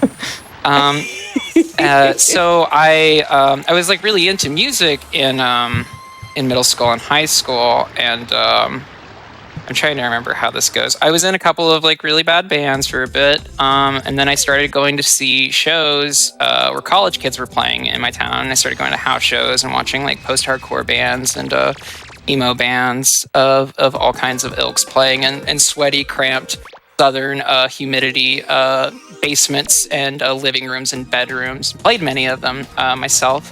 I started playing music or like releasing music to some extent back in, I want to say 2012. I released an EP. I can say the name now because so much time's divorce, called Twanuary. It's not good. Don't look for it. I don't know where it is. If you find it, good. Some stuff on there I don't stand by. But that was my first little music project. I didn't think I was going to talk about cigarette smoke on GDQ, but this is funny. So I had a band called Cigarette Smoke. We were kind of all right. We did okay. We played with some punk bands that were pretty cool. Then eventually that band broke up. I was in a couple of friends' bands. Shout out to my friend Chris Rutledge and his band Cartoons. Love that dude a lot. And helped out my goofy little band. For the last few years, I've kind of been not doing as much. Like pre-pandemic, I was like in kind of like an annoying headspace, and especially about making music. But yeah, sorry, I'm just letting it get away from myself. Just going to house shows and meeting a lot of people, and being invested in like having conversations with like other artistically inclined people, like definitely pushed me forward into like wanting to make more music. And yeah, now I have a cute new little band. We don't have anything online really, unless you want to go to my YouTube and watch some of our sets. Called Manami, after the Japanese wrestler Manami Toyota, queen of all time, the classic. Victory Star dropped my life. I love her. She could rolling death cradle me any day. That's all I gotta say about Manami Toyota. But we were chill. Yeah. As far as like what kind of music, yeah, a lot of it was like punk stuff, very singer-songwritery, like punk and like emo stuff. Very annoyingly flashy, a lot of hammer-ons and pull-offs. It was actually really funny because there were numerous bands who were like, "Wow, your band's like really good. You're like so good at guitar. You should be on our label." And like, what tuning are you in? This is a common joke about emo bands of a certain ilk, especially around Midwest emo revival of like the late 2000s and early 10s. Is a lot of people would use open tuning. So instead of being in standard on a guitar, EAD, GVE, they'll be in some goofy tuning like Dad Fad or some other such and play with a capo, and everything's basically 2 inches away from each other. Those bands are fine. I'm not gonna talk a whole bunch about how much I did not, how I thought it was funny that they just did not know how to play in standard. I guess I just did. Yeah. That's basically it. I don't know. I play music and I say a lot of words. Okay. So what is your main instrument, or what do you enjoy playing right now? I unfortunately play guitar, which as a person who's played...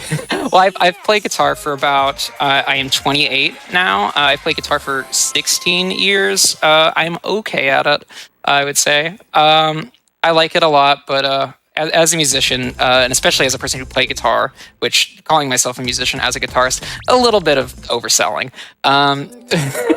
It's a bit limiting of an instrument after a while of spending time with it. Not that there isn't like boundaries to push or like effects pedals or like in an audio like workspace or interface like manipulation. But I've been really obsessed with like synth and like sequencing and programming since I started using DAWs the last little bit. Shout out to GarageBand, the classic. Are you currently using GarageBand? I wish I was using Garage. No, I am currently using N-Track. Okay. It's okay. It's free and it's okay. Not here to pump them. I don't want them to sponsor me. Okay. But yeah, just doing stuff, just working on music. Gonna record soon. Love music. I think they're good. Yay. Yeah. Okay, so And, we'll get back to music later, but we are on Spectar. Oh yeah, it's Spectre time. Yeah, we are on the final boss, so the time will be coming up relatively soon. Also, I don't have any music anywhere really, so just go listen to the Smiling Broadly EP on Bandcamp instead. That's my recommendation. I am in no way affiliated with the band Smiling Broadly. I am not Hazel M, but you should go and listen to her band.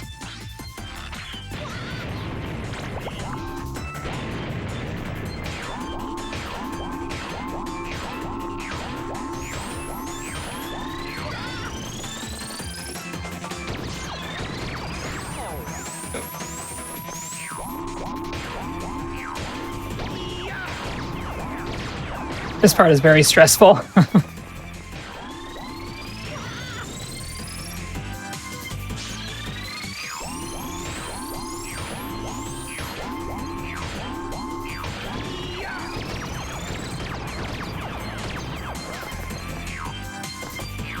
No, come on.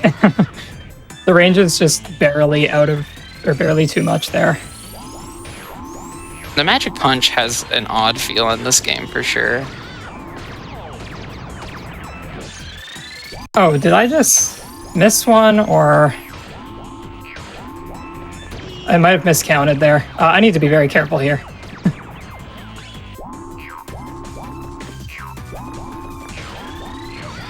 And time there. Yeah. Send go. into the Nether Realm. All right. And with that is Ape Escape 1, all monkeys plus all Spectre coins. I did go and verify I did get all of the coins. Nice. Okay. So you said your estimate was 145? Yes. Right? 144.47 is what we're looking at. Ooh, Let's Right under go. estimate. that was GGs. tight. All right. All right, Yeah, so- that was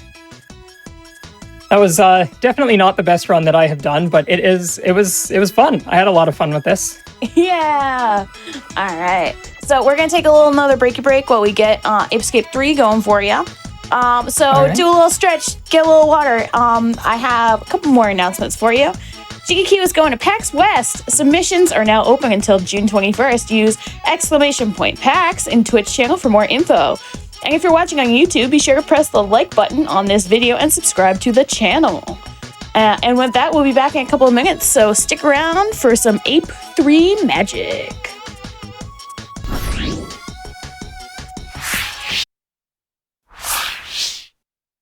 Hey everybody! Welcome back to Face the Music, where we talk about all things music and video game related. We just had a lovely deep dive discussion at the end of our Ape Escape 1 all monkeys and Spectre coins %. We had a lovely time with that one. And now we're gonna get into Ape Escape 3. And we're doing any %, and I have no idea. So I am not an expert on this game. So we're gonna take it to two experts on this game. We have Hornlets and Quivs over here. Take it away. Tell me about this lovely game. All right, yeah. So this is Ape Escape 3, which is it like lie. the fourth game in the series? I think there was a spin-off that came off. It's like the first, seventh but- game. something like that. But yeah, so this is the third mainline game. It basically it takes all of the ideas from the first and the second, which you didn't see the second, but that expanded on the first game. And yeah, it just expands them more. So there's lots of new mechanics. There's like there are new morphs that you'll see, like transformations and like abilities like that. Are there new gadgets? There might be. And then, yeah, the monkeys are a lot harder to catch in this game, so that's going to be interesting. Oh yeah. So yeah, without further ado, let's get started. Oh, time doesn't technically start just yet. What do we name the name here? It doesn't actually matter. GAAAAA. Ah. Oh, I missed it again. There. Oh, that was going to be annoying to I thought you type. could literally just do A forever. Okay. No, Wait, we're Teen oh, I have Nine. to- Two is fine. Oh, there we Okay, go. I got to do it like this. Okay, there we go. Great. Everyone get All out right, your perfect. Nokias right now. All right. So timing, actually, we start timing when we land on the field, which actually technically that was the case for the first game as well, but doesn't really matter. Weird that that's just these two games. Yeah, and Ape Escape 2 does not do that. We don't do it. So Yes. we're gonna be playing as Yumi here. You do have two different choices for characters, He Kay or likes Yumi. Gym and lunch. He likes gym and lunch. This boy does not like school. He's an energetic boy. I don't Yes. like him. He does not So like school. yeah, this is kind of he's actually the harder character to play as, and you'll see why eventually once we start the run. But yeah, we're gonna be playing as Yumi, who likes English and music. Singing? Let's go, Yumi. What's up? That sounds Just yeah. like So me. We have yeah, the the same story hair. behind it is that she is in Japan, she's like a Pre-idol. pop idol Yeah. or something, or In the pre-idol, whatever you fourth call grade? it. Great. That's awesome. Yeah, so we're gonna choose Yumi, and yeah, we're gonna get going. So time will be when we land on the ground, or time starts pretty shortly here, right now. All right, and there's the first level. Ooh, that was hard. We made You have it. to, yeah, We made good it. job. Yeah, so basically this right here, that room that we were just in is I actually think it's supposed to be like Natalie's bedroom or something. There was a monkey in there, and we just needed to clear it out so that we could set up the time station there, or whatever's the warp pad. Yeah, every time I All right. see the hub world, it's so weird. And yeah, so now we're going to be starting the first level, which I don't actually remember what the levels are called in this game very well. I have them on my splits, but I don't have my splits open. I think this is Seaside, if I remember. I very, very bad with the names for this one. Yeah, but as you can see, a lot of the things are very similar with the gameplay. The point is just to go around catching monkeys, and it's not too complicated just yet. We still have gadget canceling as a mechanic, where switching gadgets just makes you be able to start moving a little bit faster after using a gadget. Right here, I'm actually going to do a really interesting glitch. You're going to see this a bunch throughout the run. Wait, where's my visual cue? Here it is. Right there. Let's go. Easy first try Yeah. quad. So yeah, that is called the quad jump. It is an infinite jump glitch. This game also has an infinite jump glitch. Got a few. This one has like 4 or 5, yeah. And basically the idea behind it is you start holding out, you hold out a gadget while you're in midair, you switch to the stun club, and then you start rotating the analog stick in a direction so that it will start doing like a spin attack thing. And then you let go, like stop doing the spin attack, and then jump. It is very complicated. It is very confusing. It is hard to do, especially with the net. The net is very hard to do it with. But yeah, you'll be seeing it a lot later because it is a lot easier to do once we get the super hoop in this game.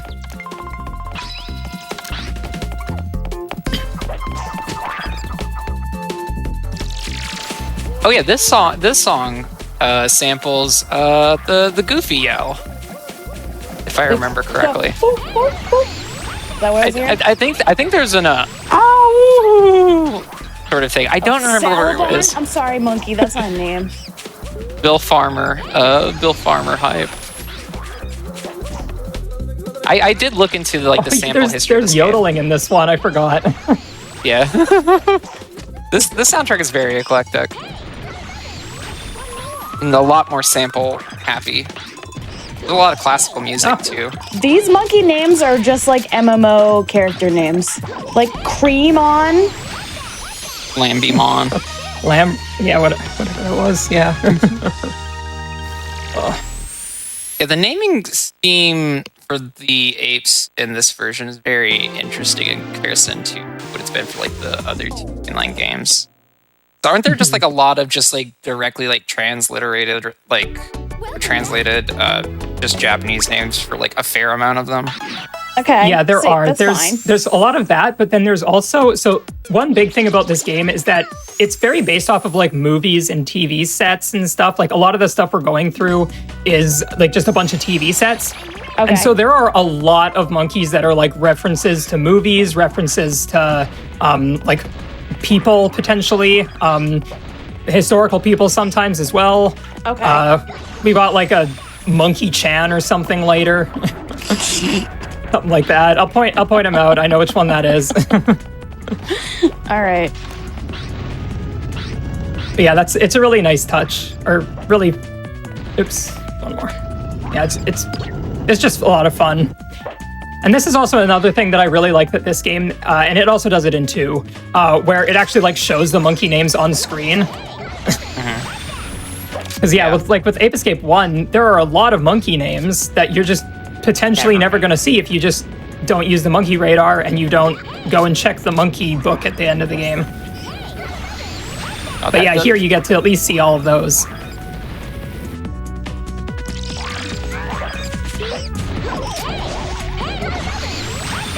Honestly, the thing that like every time I think about Ape 3 that always like confounds me the most is like way that the net was changed between 2 and 3, because it's like a very natural evolution of the changes in 2 in comparison to 1's net. I as a non-Ape 3 runner, I'm very surprised that y'all are able to finish any runs, because this net is wild. Yeah, this game is easily the hardest of the 3 Ape Escape games, 3 main ones. Yeah, right here we get to... Oh, okay, so the tech in this game is just... Or, like, the glitches in tech is just so much harder to execute. So, like, I mentioned the quad jump earlier that you saw. That is a very precise thing to do. You only have to do it with the net once in this... Or, well, you don't even have to do that, but it's faster. But, like, even just doing a regular quad jump once we get the hoop, it's still kind of hard. It takes a lot to get used to.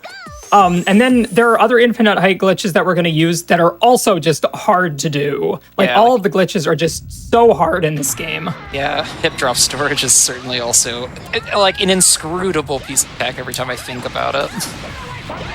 Yeah, well, and I used to run this game before hip drop storage was found. Oh, yeah. No, when you had to do the menuing. And that one was awful. So there's a glitch that exists in Ape Escape 2 called the air crawl. It's basically... it's that game's infinite height glitch, because they all have one, and they all involve the slingshot. And the inputs just get longer for every game. But yeah, it's just like, it's a similar glitch, but they patched the glitch in this game to an extent, but they didn't fix it. Basically, the gist behind it is you can just gain height infinitely if you're crawling in midair. There's a weird way to do it. But they kind of fixed that, but they forgot to fix it for if you're swinging your net in midair in this game. So you can still do it, but it stops after a little bit. But what you can do is you can do one of those and then chain it into a quad jump and then chain that into another, they're called net floats. So you just have to keep doing that over and over again. And it was so hard. Oh, oops, I accidentally entered this. Like, one of the main reasons that I never wanted to pick up Ape Escape 3 is because I remember seeing, like, I think in Tomoki or whatever, they did the net floats, and I couldn't handle it. I can't menu anyways. Yeah, nowadays, so ever since hip drop storage was found, which is a glitch you'll see once we get the slingshot, the game became a lot easier. It is still the hardest game. But it's definitely a lot more manageable now. Is it harder than CAD 1? Oh, well, okay, I meant between 1, 2, and 3. I haven't actually played the spin-offs, but... A CAD 1 is, look, if you thought Forbidden Memories was too chill, you wanted to play a game that legitimately does not like you, go play a CAD 1. A CAD 2, though, is a very sweet. Oh, wait, where are you going? Ah! So this is the big thing about Ape Escape 3 is that the monkeys can juke you out all the time, and they will. And unlike in 1 and 2, you can't do... Well, I think you can do, like, kind of perfect catches in 3, right? I don't think so. Okay, so it's all lock-ons? Yeah, basically. Yeah, that's the major change between, like, 2 and 3 especially. Because, like, in 1, there's no lock-on. In 1, there's no lock-on. 2, have lock-on, and you can do, like, perfect catches if you're spaced properly. Sort of like an F smash, like a Marth, like, tipper, sort of, is how I like to contextualize it to the uninitiated. And in 3, you just got auto catches. You just got to deal with it. Clip. This is the hardest clip in the run now. Ooh, that's so fast. Yeah, so the problem with that clip is that you have to jump as soon as you get it, otherwise you fall out of bounds. And you lose a lot of time. I'm just gonna... Doing her magical girl transformation. Rip. Yep, that is exactly what this is. Yeah. That's what the transformations are. There are 8 different transformations in the game. We're only going to be seeing 7 of them because one of them is a post-game one. And it's the best one, too. It's the monkey suit. Yeah. Yeah, one way that this game differs from Ape Escape 1 and 2 is that, or as a speedrun at least, is there are a lot of clips in this game, like clips through walls. You don't really see that much in Ape Escape 1 or 2. You see a lot of out of bounds, but that's mostly just because you, like, fly over everything. Yeah. There's, like, one piece of tech that's technically possible to use for clipping, but also it's not good, and it's really hard. Nope. All right. I'm trying to do a hip drop storage here. Ooh, it's gonna happen. You got it. There it is. Yeah, there you go. Oh, It's such a goofy piece of tech. You just don't see your character. oh, wait. Oh, I'm used to. I have my Ape Escape 1 muscle memory. That's why I keep switching to the to the wrong gadget. So for Ape Escape 1, just how I learned it was I have the gadgets. I move the net over to circle, but I don't do that in this game because that's just how I learned it. So it's a bit weird Yeah, to run these two next to each other. If you want to get into some brutal conversations, just talk about gadget placement in the 8 Discord and any of the main. For the record, channels. I have the correct gadget placement. Oh, it's good. I don't play this game, but I can see that that's good. It's like the same as Ape Escape 2. Like. Except that, what is Ape Escape 2? Wait, I forget. I don't feel like thinking about it. Well, that was Elvis Monkey. I guess the name in English isn't Elvis related, but... Or is it Elvis? Or was that... It just said Ookie, Ookie Poos. Like a cat, I A lot of guess. these are named like Uki, and I'm wondering if, like, what the translation is. So I believe the definition of that is that's just the sound that monkeys make in Japan, because they do their meow for onomatopoeia cat, but all it's completely ook. different. Yeah. So I believe that's what it is. Yeah. Okay. If I'm not wrong, I think Saru is the word that you. Yes, I did look it up, and I was just like, "Is that what we're doing?" No.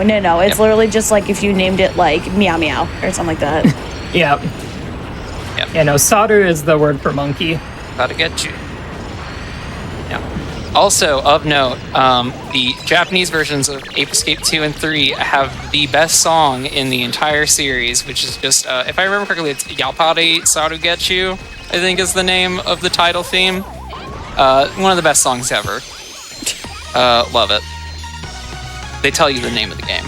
I appreciate the mech battle that happened right there. Yeah, that was a lot of fun. It's kind of hard. You have to, in order to make it boost forward like that, you have to press in both sticks. Like hit L2 or L3 and R3. Ow, your thumbs. It's awkward, but it's fun. All right. I'm sorry, would they say Monday the what? What's I'm- Monday? What is the stage called? Yeah. Oh, it's like a. Oh no, it's not Friday the 13th. It's Monday the whatever. Like Monday the 11th. something like that. Yeah. That's actually, I don't think that's technically the name of the level. That's the like the tagline title. for it or something. Okay. The name for this level is like, I wish I could remember. I can't. Spooky Street. London Fog. It was like the name that comes to mind is like Castle Frightmare, but I know that that's the spooky level in 2. So You know, you can just call this Frightmare. It's okay. I won't tell Ape Escape to you.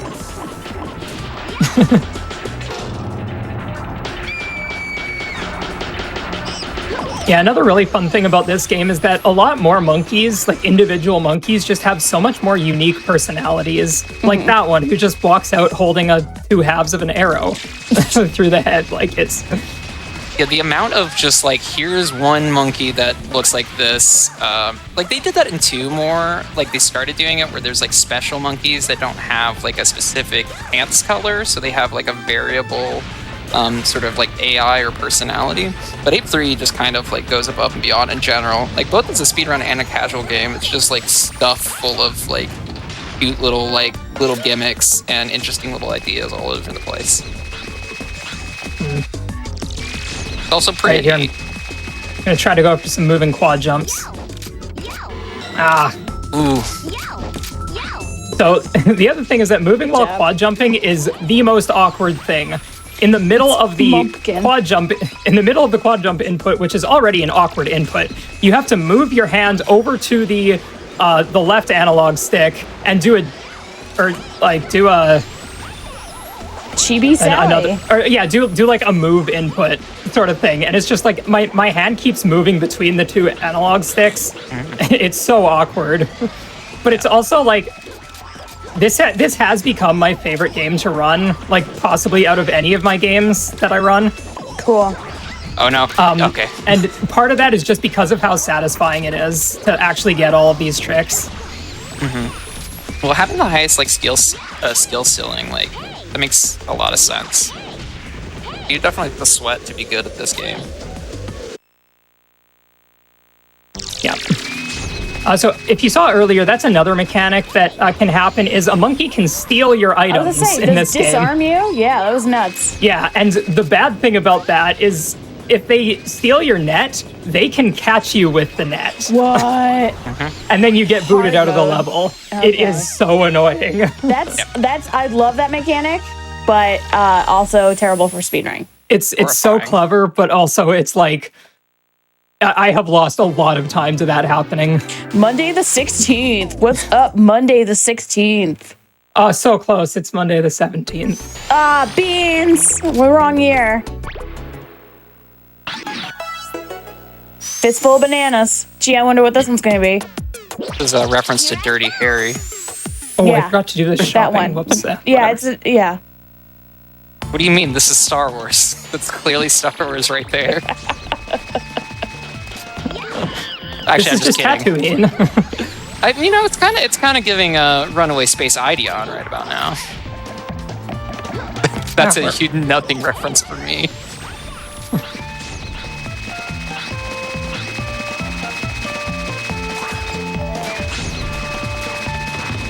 Is it ever explained why, like, the professor in your health is these, like, really plain, crummy biscuits? Like, I always, they're cookies, but they look more like just, I don't know, like, like whole wheat cookies. digestibles or whatever they call them in the UK. You know what I mean? Like, that have dietary, like, fiber in them, whatever they're called. Like MRE or like meal supplements. No, I am getting it's not that destroyed bad. by RNG. Wow. I guess like a meal supplement thing, sort of like what are those things called? Like Calorie Mates or something like that. I don't know. Yeah. Calorie Mates are good, by the way. But it's just like my health is a cookie. All right, great. It's a really cute design. Like I love the. I honestly wish you could just see all of them crumbled, but I realize how that would not work with how the health works in this series. Here we've got a fun clip. And then you're on a train. And suddenly we're on a train. Oh no. Yeah, that clip just skips a cutscene where the train actually like comes here. Okay.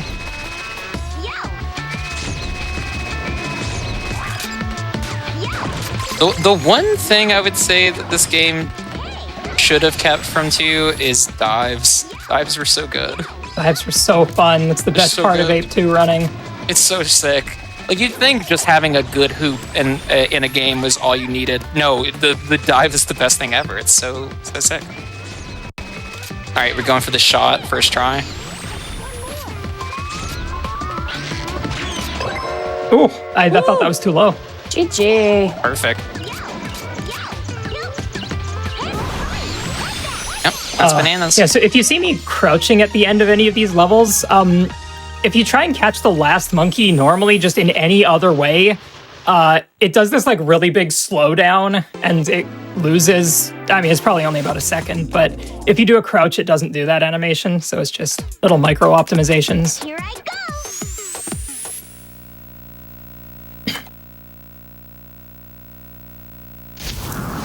I'll learn you the rules of a Oh, right. I forgot I didn't do the shopping. Oh no.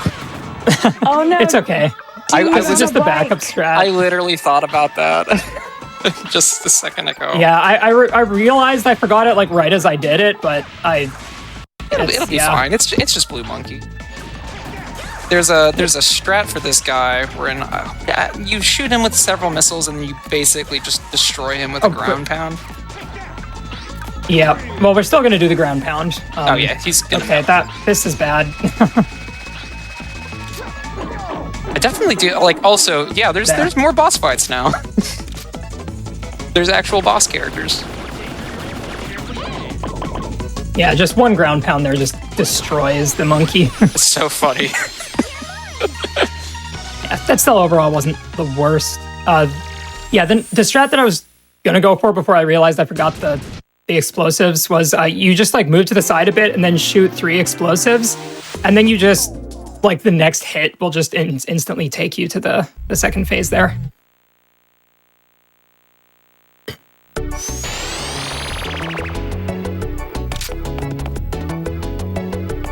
Okay.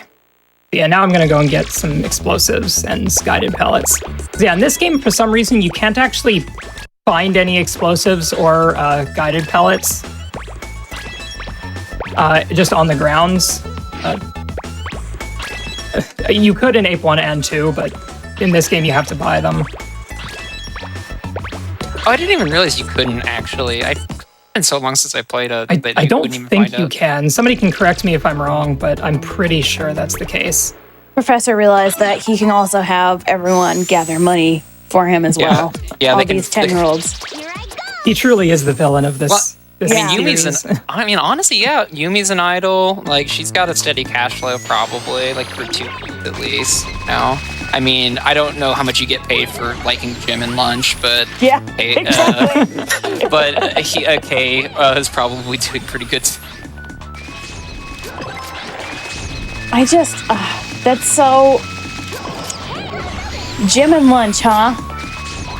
Don't know, Gym and man. lunch. Gime and lunch. It's like, what can appeal to a 10-year-old playing this game? A kid that doesn't want to study. He's a little punk. Yeah. He likes gym and lunch. He's got too much energy. Oh no. He's into Kotatsu. Let's go. Getting warm, getting toasty. Oh wait, what am I doing? Oh, I This is remember. not Ape 1. Oh yeah, I remembered earlier, Kara, when you were talking about not playing Ape 3, all I could think is like, yeah, you and everyone else. Oh no. Well, like, it did not sell particularly well. I wouldn't say it did, like, to go back to the well, it didn't do Klonoa 2 numbers, but it did kind of like Klonoa 2 numbers in the West. Ooh, I got good luck and then I squandered it. Oh no, I didn't. We're good. That guy is usually swimming. Oh, why did I do that? I'm gonna look up how much Ape 3 sold. I feel like it's like 60,000 in the West.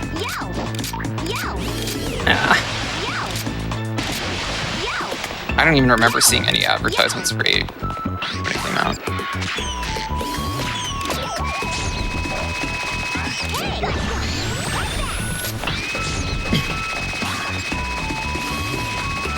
July of 2005. Okay. What was I doing July of 2005?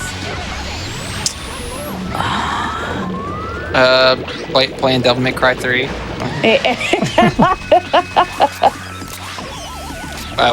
Waiting for In Rainbows to be an album 2 years later. I don't know what happened in 2005. I think I just got really into like emo music. Yeah, that's fair. It was real good around that time. Were you listening to like the Silence in Black and White? By Hawthorne Heights. I see you did a real like emo Midwest reference right there. All right, that was funny. I was just like, I know you were talking about Midwestern emo, but I thought you were gonna go with like American football or something. But the fact that you just went straight to Hawthorne Heights was great. I'm not mentioning the Kinsella brothers on this webcast. I'm only mentioning the band that Casey Calvert was in. Okay. Oh God, that's a band. That's a band. Shoutouts to Ohio. Shoutouts to Hawthorne Heights doing like their victory tour right now. Just doing a tour of whatever state they're in is for lovers, and then just putting a bunch of emo bands on their. They're not even headlining half these dates. They have like other people headlining them, but they're putting the tour together, and good for them. Yeah, it's really cute stuff. Yeah, I don't really listen to Hawthorne Heights that much. I just love getting a good pop from mentioning everyone's favorite you band. want someone's visceral reaction to it, yeah. Look, everybody here still messes with Ohio's for Lovers and Nikki FM. Like, let's be real. Like, let's just be a little real right now. Like, I'm not above it. No, it does get, if you put it on in the right group of friends, like around, everyone's gonna go, what's happening? The music video for Ohio is for Lovers has one of my favorite baffling editing decisions. There's a part after like the bridge where it's focused on, because it's focused on the vocalist, who it occasionally cuts to him like sitting next to a bed in like the left side of the frame, and it comes back and it does the hook where it's like, because you kill me, and it's like a flat shot with him in the left, and then it does like an artificial like pan over and zoom to his face, like at the very last like 2 seconds of it focusing on his face. It makes me laugh every time. It's really good. It's a weird editing decision to put in your little sad song, but now I think about it every day, and now 1,000 people are thinking about it. Like, oh, that's weird. I should go listen to Hawthorne Heights right now. Yeah. I didn't think I'd be shilling Hawthorne Heights either. If Hawthorne Heights would like to sponsor me, I am currently available at I can't say that. I can't say that name. At email address at Yahoo. Yeah. Yeah, at email address /Yahoo. Any other emo bands out there watching us right now? We love you. We appreciate you. Yeah. Come hang out for SGQ in 2 weeks and donate to Doctors Without Borders. We're doing some cool stuff. Well, if they have enough money, they gotta buy. What a emo band like anymore? They still like flannel, probably. Okay, so I did a meet and greet with Silverstein one time, and they were wearing all high-end Carhartt. Like every single one of them was wearing high-end Carhartt. Yeah, it's either people who look like they should be dressed up as if they're in a hardcore band, but are not in a hardcore band, which definitely means they're wearing like Carhartt. They're wearing work clothes. No, it was high-end, like high-end not working. Oh. Like designer Carhartt. Gotcha. And I literally, it was so visceral that I asked them about it. And they were like, yeah, we just went to the store and like their Carhartt stores are so much better than the normal Carhartt stores. I was like, all right, guys, great. I distinctly remember a lot of quote unquote funny graphic tees and just blue jeans. That was basically every house show I've ever been to.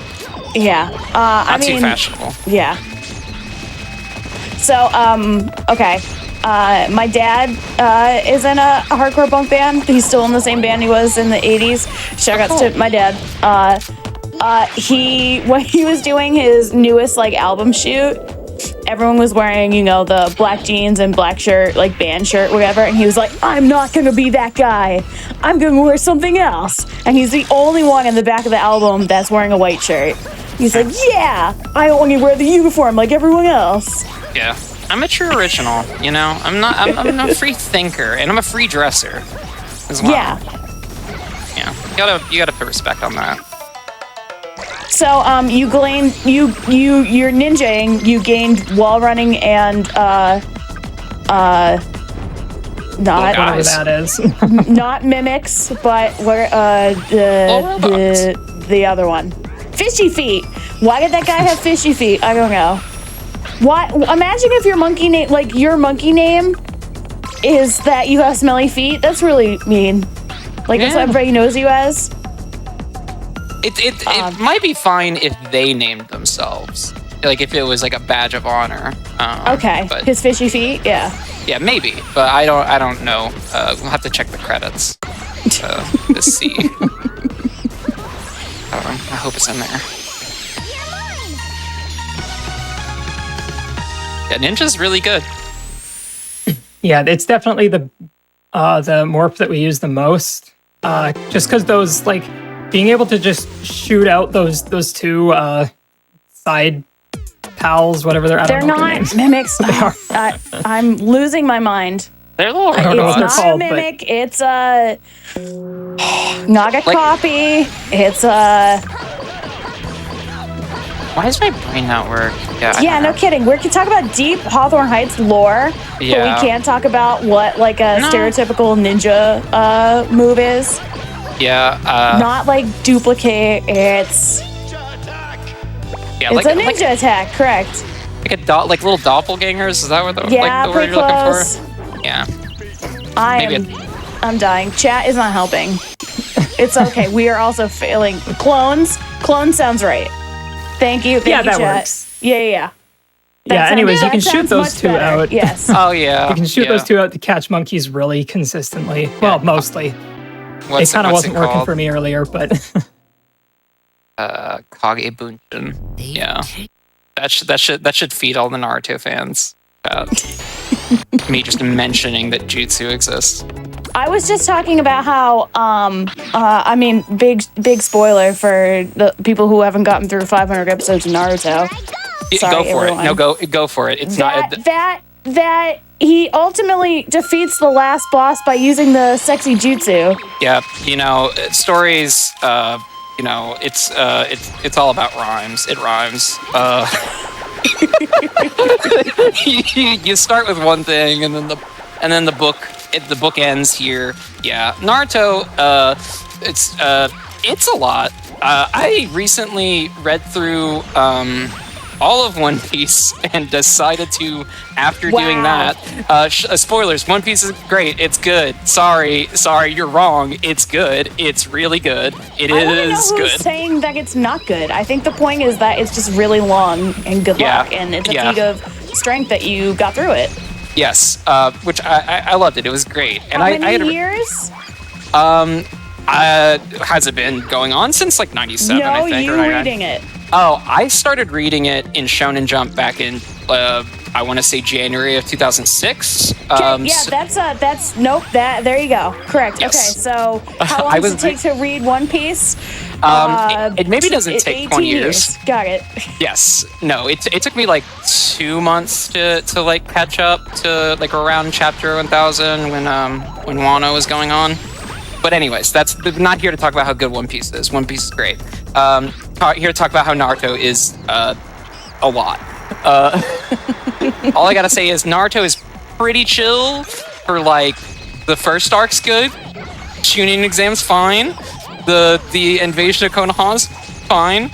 The 3 Sannin is like fine. The Sasuke retrieval arc is pretty good. That's where the series should have ended, honestly. Choji and Neji should have died because they did die. They definitely did die. You can't lie to me. Choji was a butterfly flying away, and then you're like, I guess he's fine.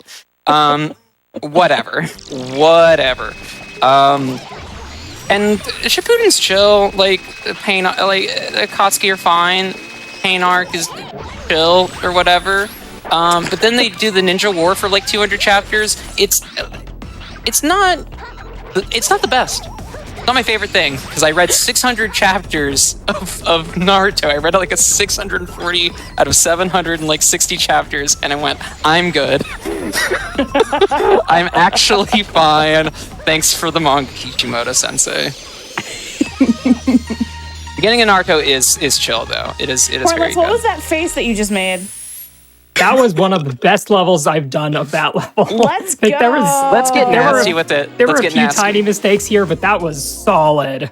Yeah. Good job. Sorry we were talking about Naruto. No, No worries. I wasn't gonna watch it anyways. yeah, you should, don't. It's a lot. There's a lot of filler. Why would you watch that when you can just watch like I don't know, The Ape watch- Escape anime. Yeah, yes, you can watch the Ape Escape anime. You can watch Chainsaw Guy. You can watch random slice of life that everyone's into, like Freerun or Dungeon Meshi. Oh, I already watched Dungeon Meshi. It's so good. Well, I read it actually. Yeah, I keep forgetting that it's been around because I remembered seeing it because it started in like 2014, I think. I have no idea. It went on for like I don't know. I just remembered seeing the first volume of it a whole lot over the years before it got an adaptation.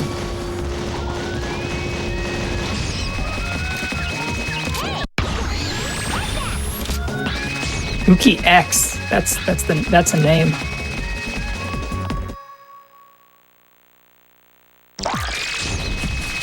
Oh, maybe it was like a Racer X thing.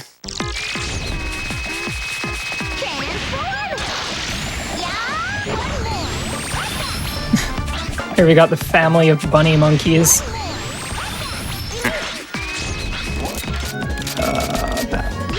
Oh no. That's what I wanted.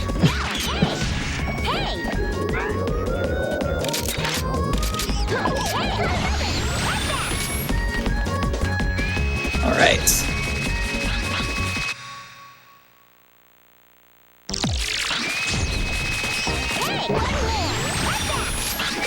So this is actually like one of my least favorite levels in the entire game. Not because it isn't a cool and fun level, it's probably the hardest level to do fast, and I always lose so much time here. Here's a fun clip. Yep.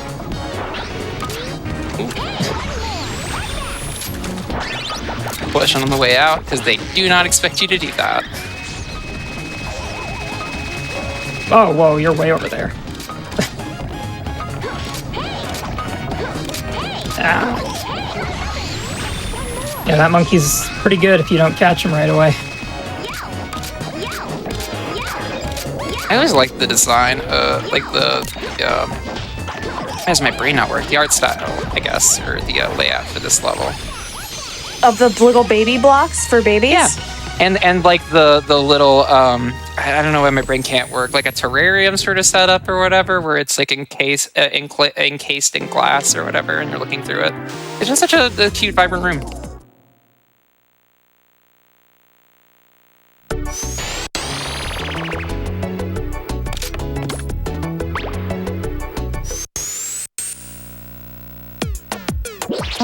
Here I go!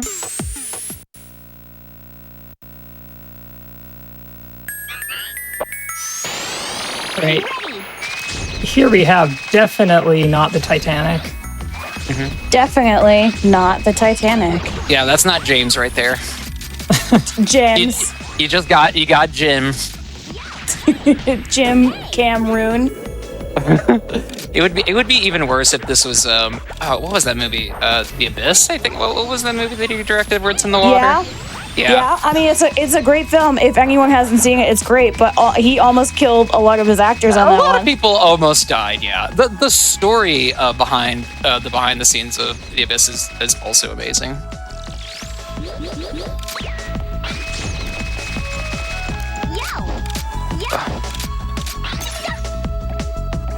I mean, if we're on the Titanic, I can give you a fun Titanic fact. I literally just watched a little video of Kate Winslet rewatching the infamous, on the edge of the, the first makeout scene. Jack, I've changed my mind. It's Icymon, sorry.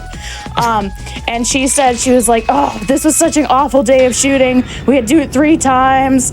Makeup couldn't get near us, so I had to have both mine and Leo's makeup in her dress, and in between takes, like, because they were making out the whole time, he was all tan, so all his tan makeup would get on her, and she was all pale, so all the pale makeup would get on him. So she had to redo their makeup in between all of those takes the whole time. Oh. And then apparently Leo wouldn't stop laughing like the whole time either. So she was just like, it was awful. And I couldn't breathe. I was in that corset. Well, of course it was hard.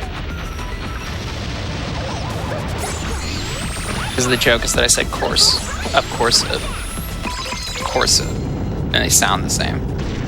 Yeah, it's very funny. Good job. No, it's like that's what humor is. It's like you have expectations, sort of like undercut them, and sometimes you don't subvert them. Actually, the funniest thing you could do is say the most obvious thing. Yeah. Anyways, but almost like a dad. Yeah, almost like a dad. A little dad adjacent. Yeah, somewhat. Yeah. I mean, I guess you should be allowed to make dad jokes even if you aren't necessarily a dad, or just dad capable energy. Of dad being. Yeah, a little bit of. I'm sort of like a. I bring a little bit of dad energy to my whole business, my whole operation. Not the Christmas tree. You can't blow up the Christmas tree. We got button. It's okay. I just hit the button on the star. It's not Santa. It's Monkey Claus. It's Monkey Christmas. It's Saint Jolly Saint Monkulus. Saint Monkulus. that's one Monkulus right there. What's rude? You just left the reindeer. They need to be fed. They'll survive. They need to be fed. That's what I'm saying. They don't know what to do now. They can't provide for themselves. You can't domesticate a reindeer and then try and let it fend for itself. You just domesticate a couple of reindeer and then you get teleported back to a zoo and everyone tells you it's your fault. All right, I just wanted to go back and get a couple explosive pellets or guided pellets because I accidentally used up a couple. AP Jones. Oh, AP Jones. Here I go. 14 whole monkeys. Yeah, there's a lot of dudes in this stage. I keep forgetting how many monkeys this game has you catch. 1 million? Like 1 million. At least. There's like 600 monkeys. I think it's like 400 actually, or 450. But yeah, you have to catch so many. Yeah, like I wonder what your monkey catch per minute average is. Oh no, I missed. Thinking about it, if I had to guess, it's probably like 4 monkeys a minute. Maybe Why 5. does the Jin dance? It's because I want it to. Yeah, they're just a cool dude. Just hanging out. Okay. Palling around. Being a not great morph. It's definitely one of the weirder morphs to use. The pants are really cute. Agreed. Yeah, good style. Also, just in general, oh wait, what is Yumi's name in Japanese? Is it Sayaka, if I remember correctly? Sayaka, I believe, yeah. Sayaka's outfits and morphs are usually infinitely better designed personally than all of K's. Okay, I just want to point out, of all the design choices they could have done for this level, a blatant Aladdin ripoff is like... It's good. It's good. It's pretty rough. They're like, we're not eating that good out here, so to Japan. People aren't buying our Ape Escape games. we gotta bring in the Disney adults. Like Arabian Desert, there are many more things you could do besides singing, dancing, genie, and then flying carpet over lava. They looked at the Kingdom Hearts 1 Cave of Wonders and just went like, why don't we just do that? No, but didn't you see the thing at the start? It said it was AP Jones. Yeah, it is AP Jones. It's not the same thing. It isn't Aladdin. It can't be. It's distinct. This is just an Indiana Jones bazaar. Yeah, okay, sure. Where's the Nazis, then? Well... I'm glad they left those out, I think. They got teleported back to a different past. into the ground.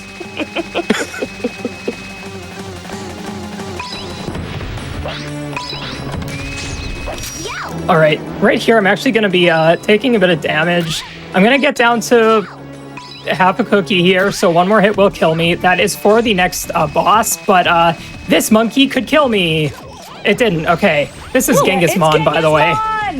What up, Genghis Mon? That is the scariest catch in the game because you want to be at low health for the boss, but it also is just... It sometimes will just attack you and you will die. And there's nothing you can do about it. The song that comes with that morph though is like, amazing. Dancing, move your body. Okay, it's like great. Okay.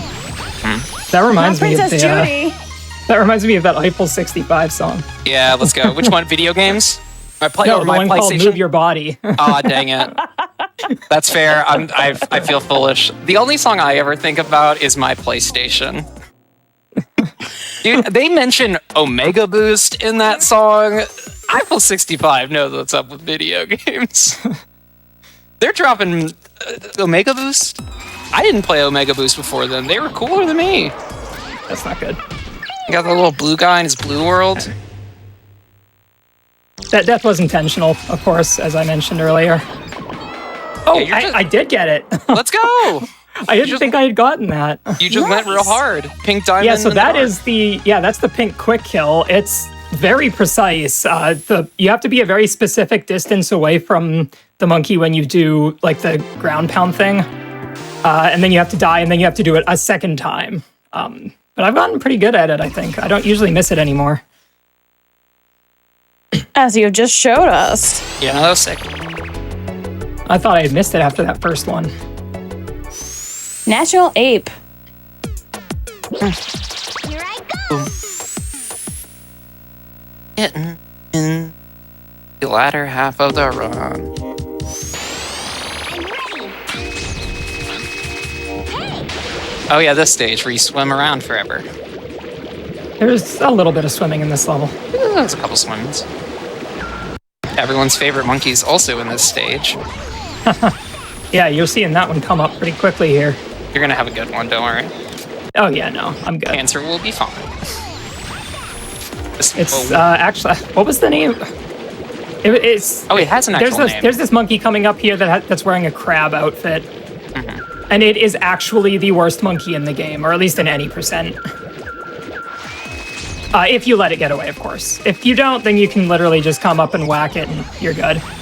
Not Pinchermon. There we go. Crisis averted. Yay.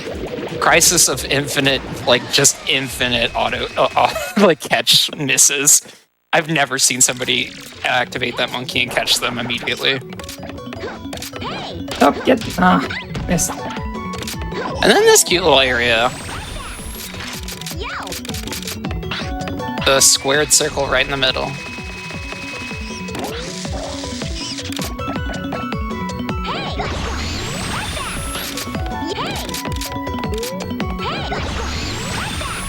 All right, this next monkey can be really annoying sometimes too.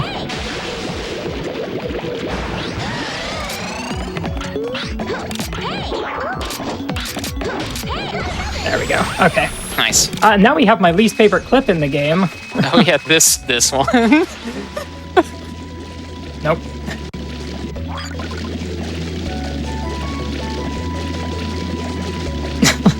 We're just Break gonna in. try that again. I find it's easier if I just swim at it like that, usually, but also sometimes it's not. There we go. It's just such a weird clip. I don't really understand it very well. Oops, that one. Okay.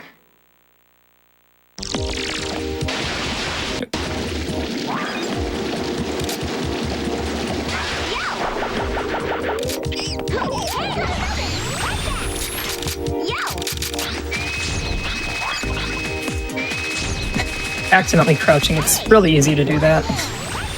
Fun. We're vibing to this track. Yeah. Barely even here, honestly. So the glitch, I just did the hip drop storage glitch, it's actually really easy to do out of water. You just have to kind of go into first person mode before you enter the water and crouch. And then the next time, and then hold the analog stick with the net once you leave the water, and it just works. It's a lot simpler.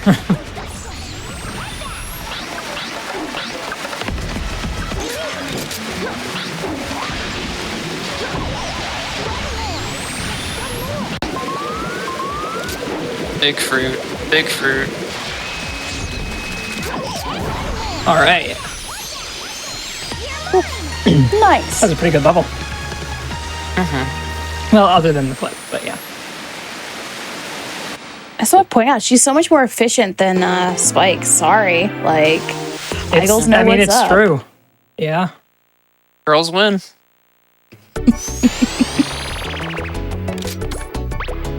Oh yeah, something we never mentioned was that Pink Monkey, the last boss that we fought, was also an idol. Yep, they got Okay, beef. and Eagle on Eagle battle. Yeah.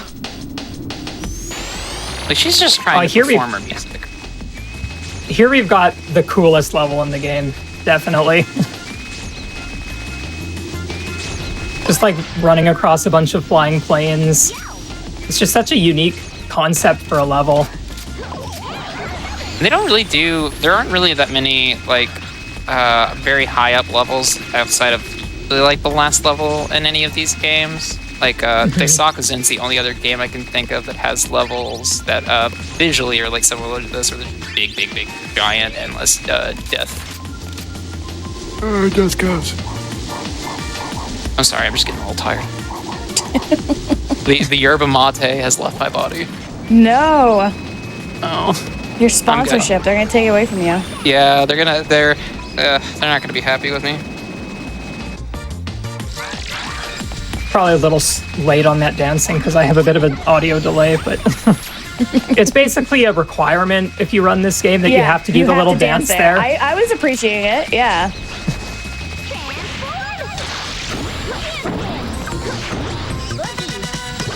I just want to point out, I don't know what this jar is next to it, but it is not is legally distinct pot of greed. Yeah. Probably still banned. That morph's banned.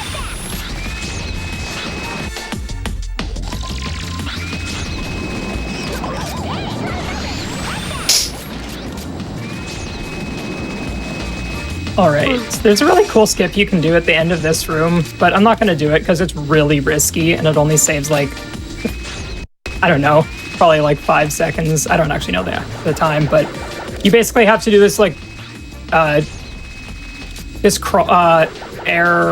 drop storage, that's the word. You have to do that in order to get to the blimp that I'm going to spawn.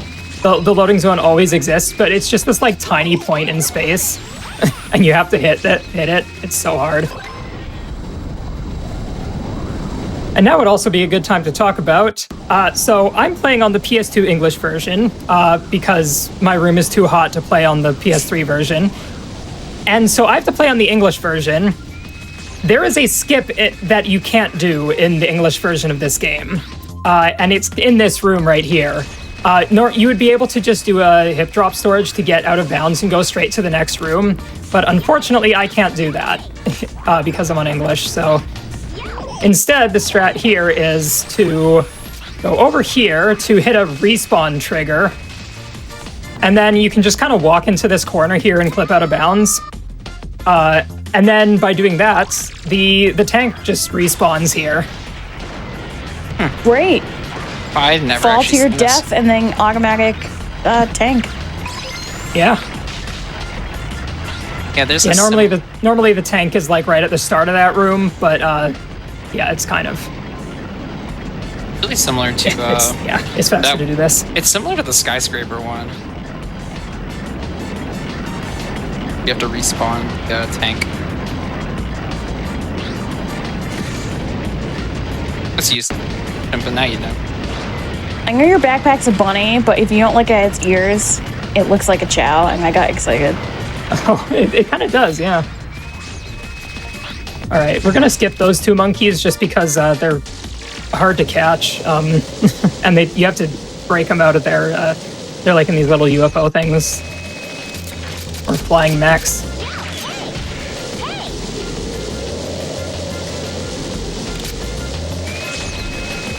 So I notice you're staring at the ground a lot. Is that like to save frames, or is that like just like who cares about moving your thumb? It's it's to save frames because Lag. this game is very laggy, especially on PS2. Okay. Great. Yep, a big component. Yeah, I kind of goofed. I hit the wrong morph, so I have to wait for my morph juice to respawn. yeah. D-pad up is your friend in Ape Escape. In pretty much all of the Ape Escape games, I did a lot of camera manipulation in 1, and I do it a lot in this one. This specific camera manipulation is actually for these monkeys right here. Yeah, that makes sense. There are a lot of monkeys in this game that like they don't activate their AI until they're on camera, kind of thing. Sick. Yes. Okay. That's So, great. yeah, you I can love just- that. Yeah, you can manipulate the camera to just. It's make things a so lot easier. useful. It is so useful. Yeah. You want to click or run? Just hold up.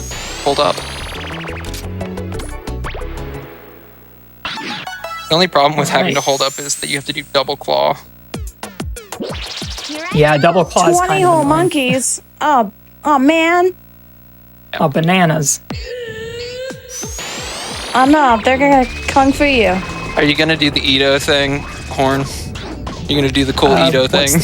What's the Edo thing? I'm not sure. The 70 quad jumps. No. Listen, I love doing quad jumps, but I'm not that consistent at them. Yeah, no one is as busted as Edo when it comes to that. Or maybe, actually, maybe not. I don't know. Dorado did take the records. Yeah, we just had a new world record in this this category just the other day or last week or something. It was wild. to Which is even think also of. wild because the guy who got it, El Dorado, Japanese runner who now holds the world record in the any percent category for all 3 main Ape Escape games. Yep. Wow. The grind. And like, as somebody who has run all of those games, they are very optimized already. Yeah. So like, this guy is just so good at the these ultimate games. player. Yeah. Yeah. Dorado's absolutely wild. As much as I was hoping that like Luna would get world record in Ape Escape 2, I'm so stoked that El Dorado's just going absolutely wild. Yeah. And if it gets Edo to play the game again, I'm always excited for that. All right, here we go. This is Monkey Chan, or Uki Chan, pardon me. Wow. Morning. This room specifically reminds me of an area in True Crime Streets of LA, and I'm not going to elaborate on that. Okay. It reminds Wait, me of can I the just, like, neutral do this? ending. Come on. Who needs to open the door? Yeah. You just quad jump.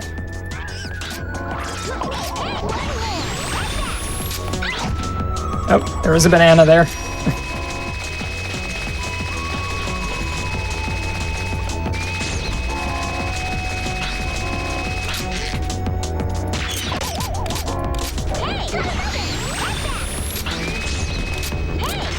I know there's a lot of visual reference for this stage, but I'm always struck by the streets. It always makes me think of that movie Kung Fu Hustle.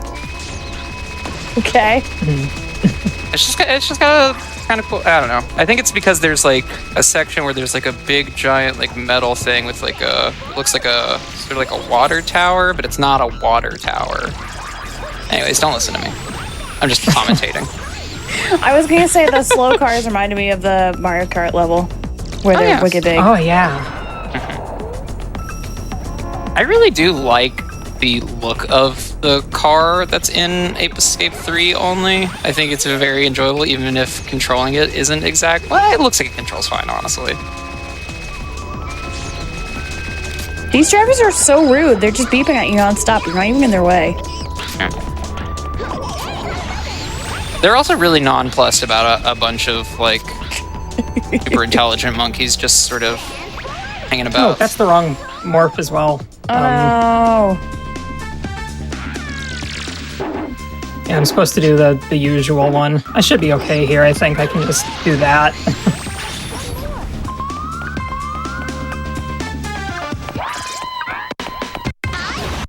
Yeah, I was that so wasn't confused. too bad.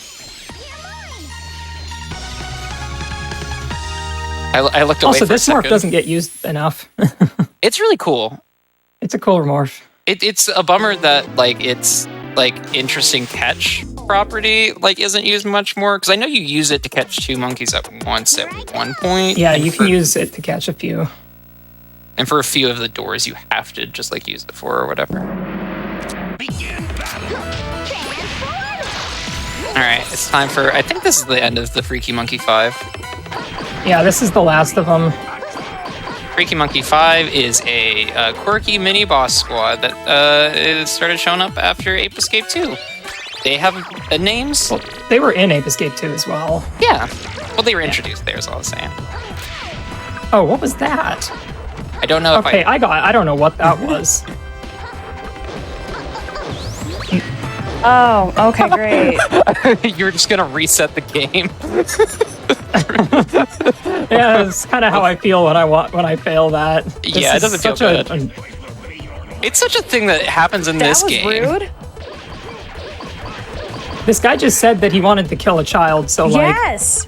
There is one turn. it's kind of a red flag. Well, he is red, so. Look, all I gotta say is red monkey and yellow monkey shouldn't be put on a list. Oh no.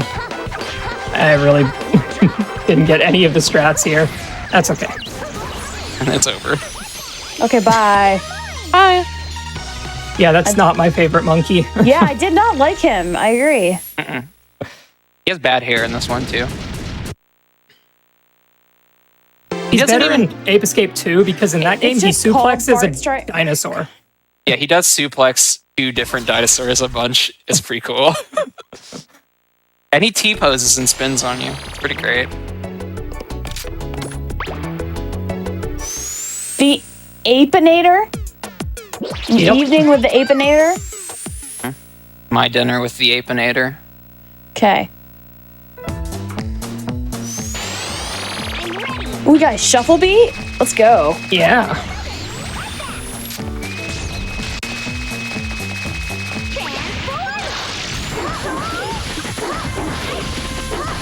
Oh yeah, this is the stage with Ned. Ned's in this stage. I remember him because he's a card in Ape Academy 2. He's the one whose foot is propped up somewhere. He's wearing like a sailor's outfit. Maybe we'll catch him. Okay, because there's been so many other random Ape Escape games and they keep trying to reinvent the wheel, what would you two like to see out of like if there was a new Ape Escape game? I would like to see a new Ape Escape game, most informative. Okay.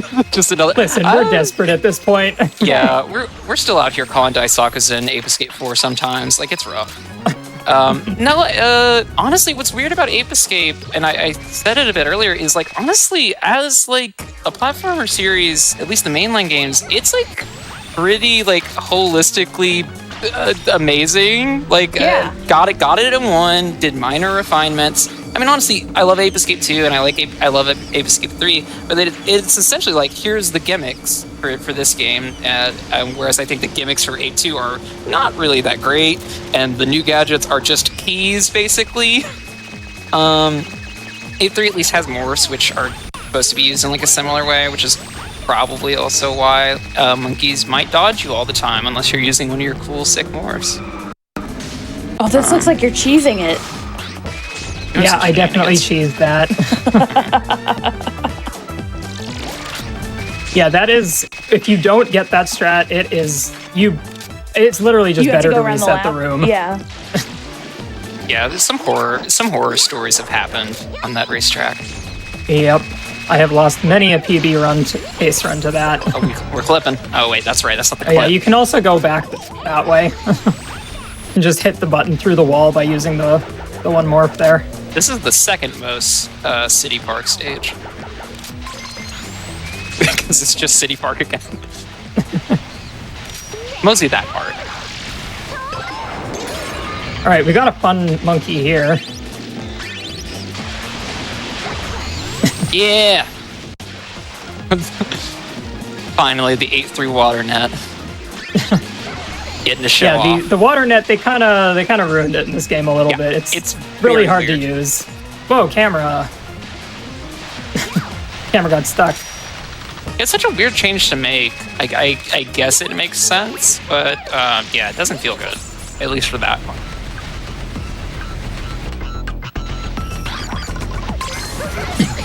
These are another pair of monkeys that are just like brutal if you don't catch them right away.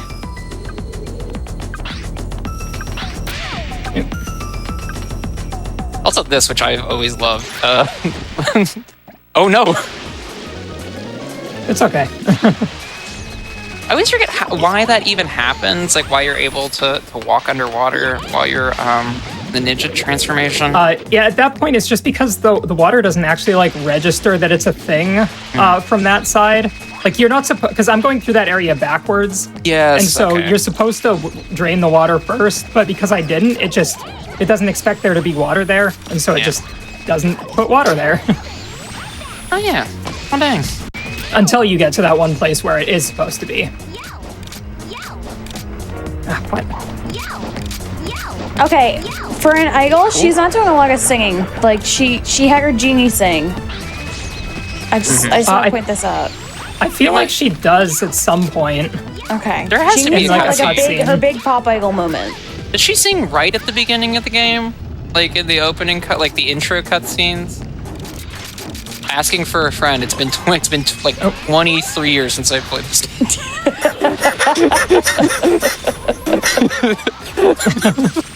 Shiny Pete! Shiny Pete. Sorry for screaming. Yeah, that is another really hard level. That's the longest level in the game, I think. So yeah.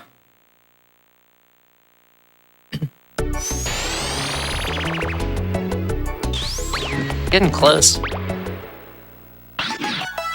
All right, so this is Tomoki City. Will be the second last level? Here I go.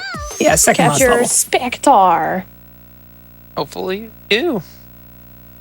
Hey, I bet you're not gonna capture him. It's the second Oh. last level. No, we're gonna catch him. The final villain's the professor. Yes, it was We have him to all defeat- along. We have to defeat our greatest enemy, which is just man. The concept of the man in the professor form. Ooh, and now we have the other best designed morph, and now it's gone. Oh, the not legally distinct Sailor Moon. The magical girl, yeah. That is I- that is Cyber Ace. Don't disrespect them. And that's where the Ape 2 boss theme is. I actually also really love the other magical the Sentai outfit for K. Yo, this is some nuts movement right there. That hit drop is always so fun to watch. Hopefully I'll get a cutscene skip here. Nope, I missed it. Aw, dang. Anyways, we get to say hi to the bird on the finger there.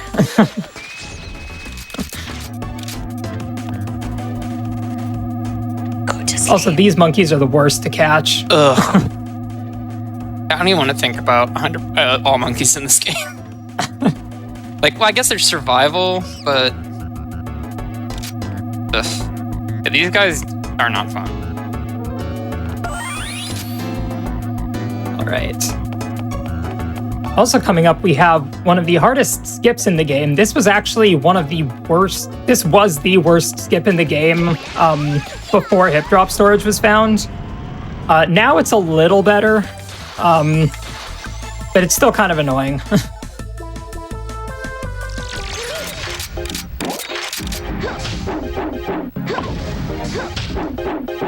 Trying to line up with this little thing on the ground.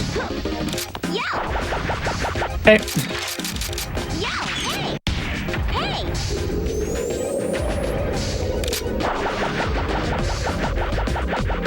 And we're good. Yeah. We made That it. skip's most of this room, which is a pretty long room, so That trick is actually one of the most diabolical ones of this whole series. it's really hard. I've watched like very talented, very skilled runners get stuck there forever. Yeah.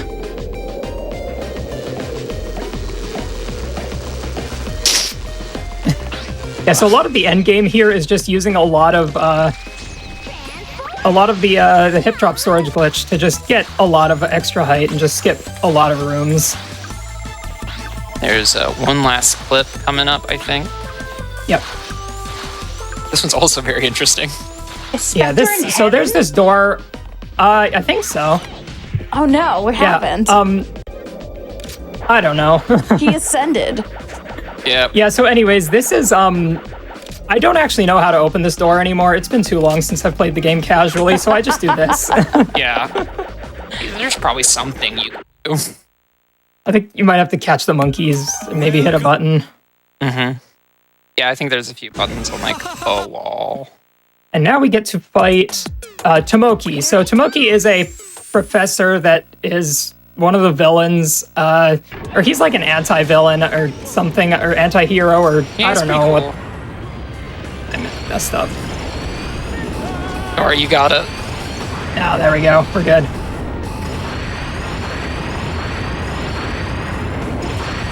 There we go. And that's the boss. Yeah, it's a pretty quick boss. GG's. Yeah. I have definitely watched a runner mess that up and have a very bad time. And I'm not gonna. I have done that a lot as well. I would never say his name out loud. I would never say Rikel out loud. I can't believe you didn't call him out like that. I just can't believe that I'm just like, you know, I like to keep this information personal, close to the chest. Not everyone needs to know that Rikel at Twitch.tv messed that fight up and had a bad time. One time, literally once. So because I just died, I have to redo the hardest clip in the game twice, or a second time. You like absolutely bodied it that first time. Oh right. Yeah, I was doing so badly with this. I practiced that so much. I will never fail it again. That is not necessarily true, but I mean, it's looking good. My planet. My passion is graphic design. Oh yeah, did I mention we're on the moon, by the way? Okay. We're back on the moon. Why am I having? Okay. Colonize the moon as a TV station. Why can I not get this? Yep. Gotta steal its cheese. All right.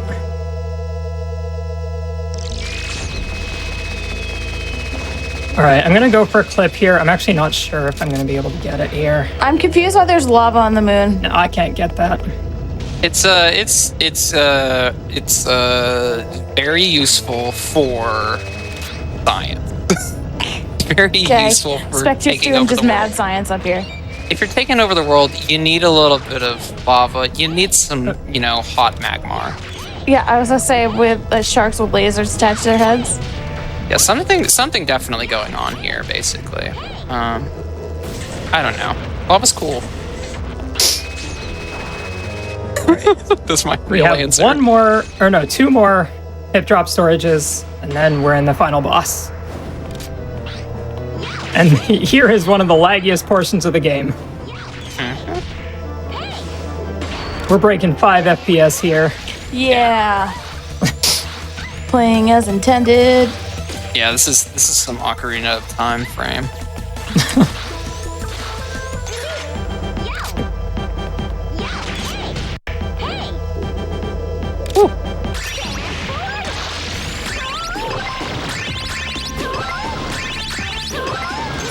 It is annoying that the transformation with a dive kick doesn't get used more. Yeah. Oh, that was one of the Ape Escape 1 songs there. Here I go. Oh yeah, that's that's like the Spectre. Well, I guess it's not Spectre's theme, or is it? I think it is.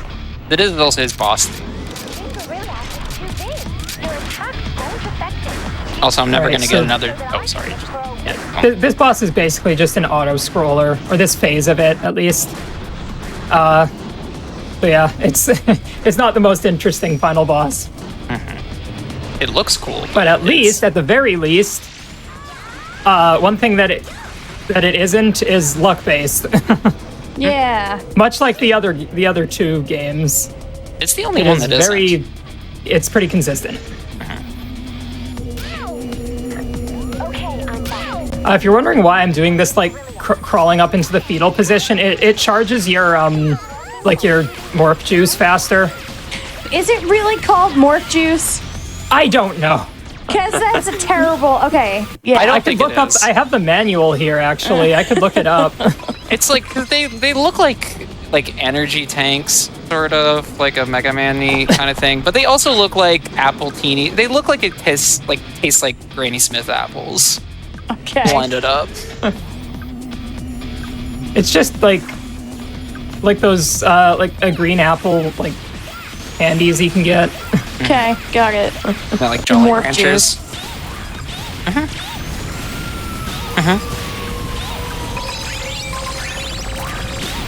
I mean, scientifically, I mean, it might have different.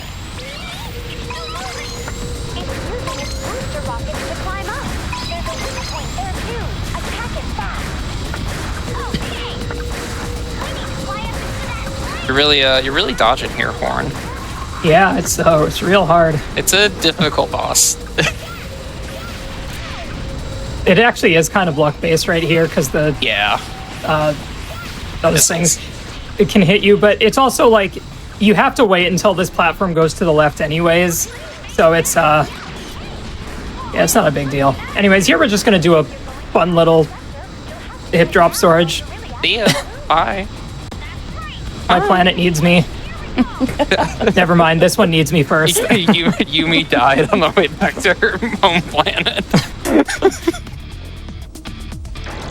Oh, right, there's nothing. The funniest phase of this whole boss.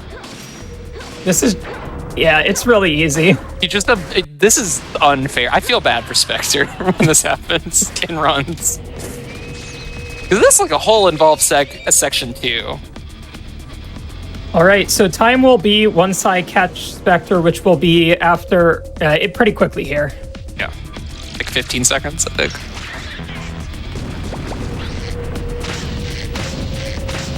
I think I'm one explosive short, actually.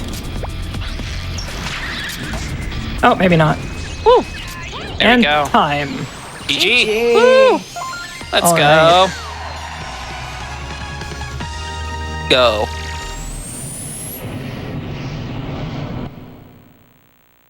We did it. We stopped Spectre. We did it, Kay! Yeah!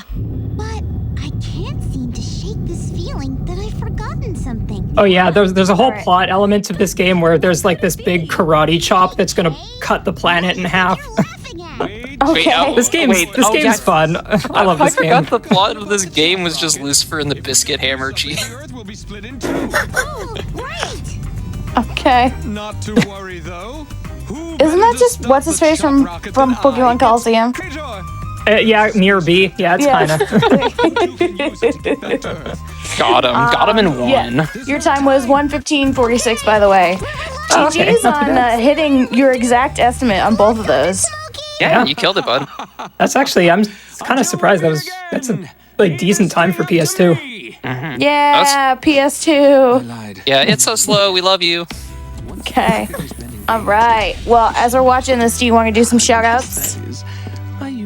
Sure, yeah. Shoutouts to, the whole Ape Escape Discord. We mentioned it earlier, but yeah, if you're interested in learning Ape Escape 1, 3, or 2, or any of the side games, we've got people who run all of them. We're always happy to help. We're always happy to have new runners. Yeah, if you're curious about that, you can find it on the speedrun.com page for any of the Ape Escape games.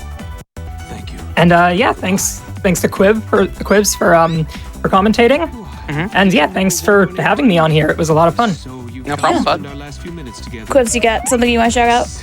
Yeah, sure. I don't know. I was gonna recommend my Twitch, but yeah, just go to the Ape Escape Discord, and if you like anything I said, what's a good thing? Just go follow Hazel on YouTube, and then go follow May.mkv on Twitch. Those are my recommendations. Okay. Go see I Saw the TV Glow. And if you want to find me on Twitch as well, I am Hornlets on Twitch. I haven't been streaming a ton lately, but I'm potentially hoping and getting back into it soon. Yeah. Well, yeah, thank you for doing this awesome run and showcase. Ape Escape is very near and dear to my heart. And I just wanted to, show off some sick music for it. Thanks for talking about your personal musical experiences as well. I also like to showcase artists and gamers in a different space because sometimes we take up multiple spaces, and that's okay because we are people, that we are multifaceted. So, thank you everybody for tuning in tonight. Sorry you didn't watch the NBA Finals, but we like monkeys over here. So thank you everyone. And tomorrow we have some super fun stuff going on. We have Esting on TV is doing Team Fortress 2, and then we have Express Lane, and they're doing Sekiro, Silent Hill, and Balatro.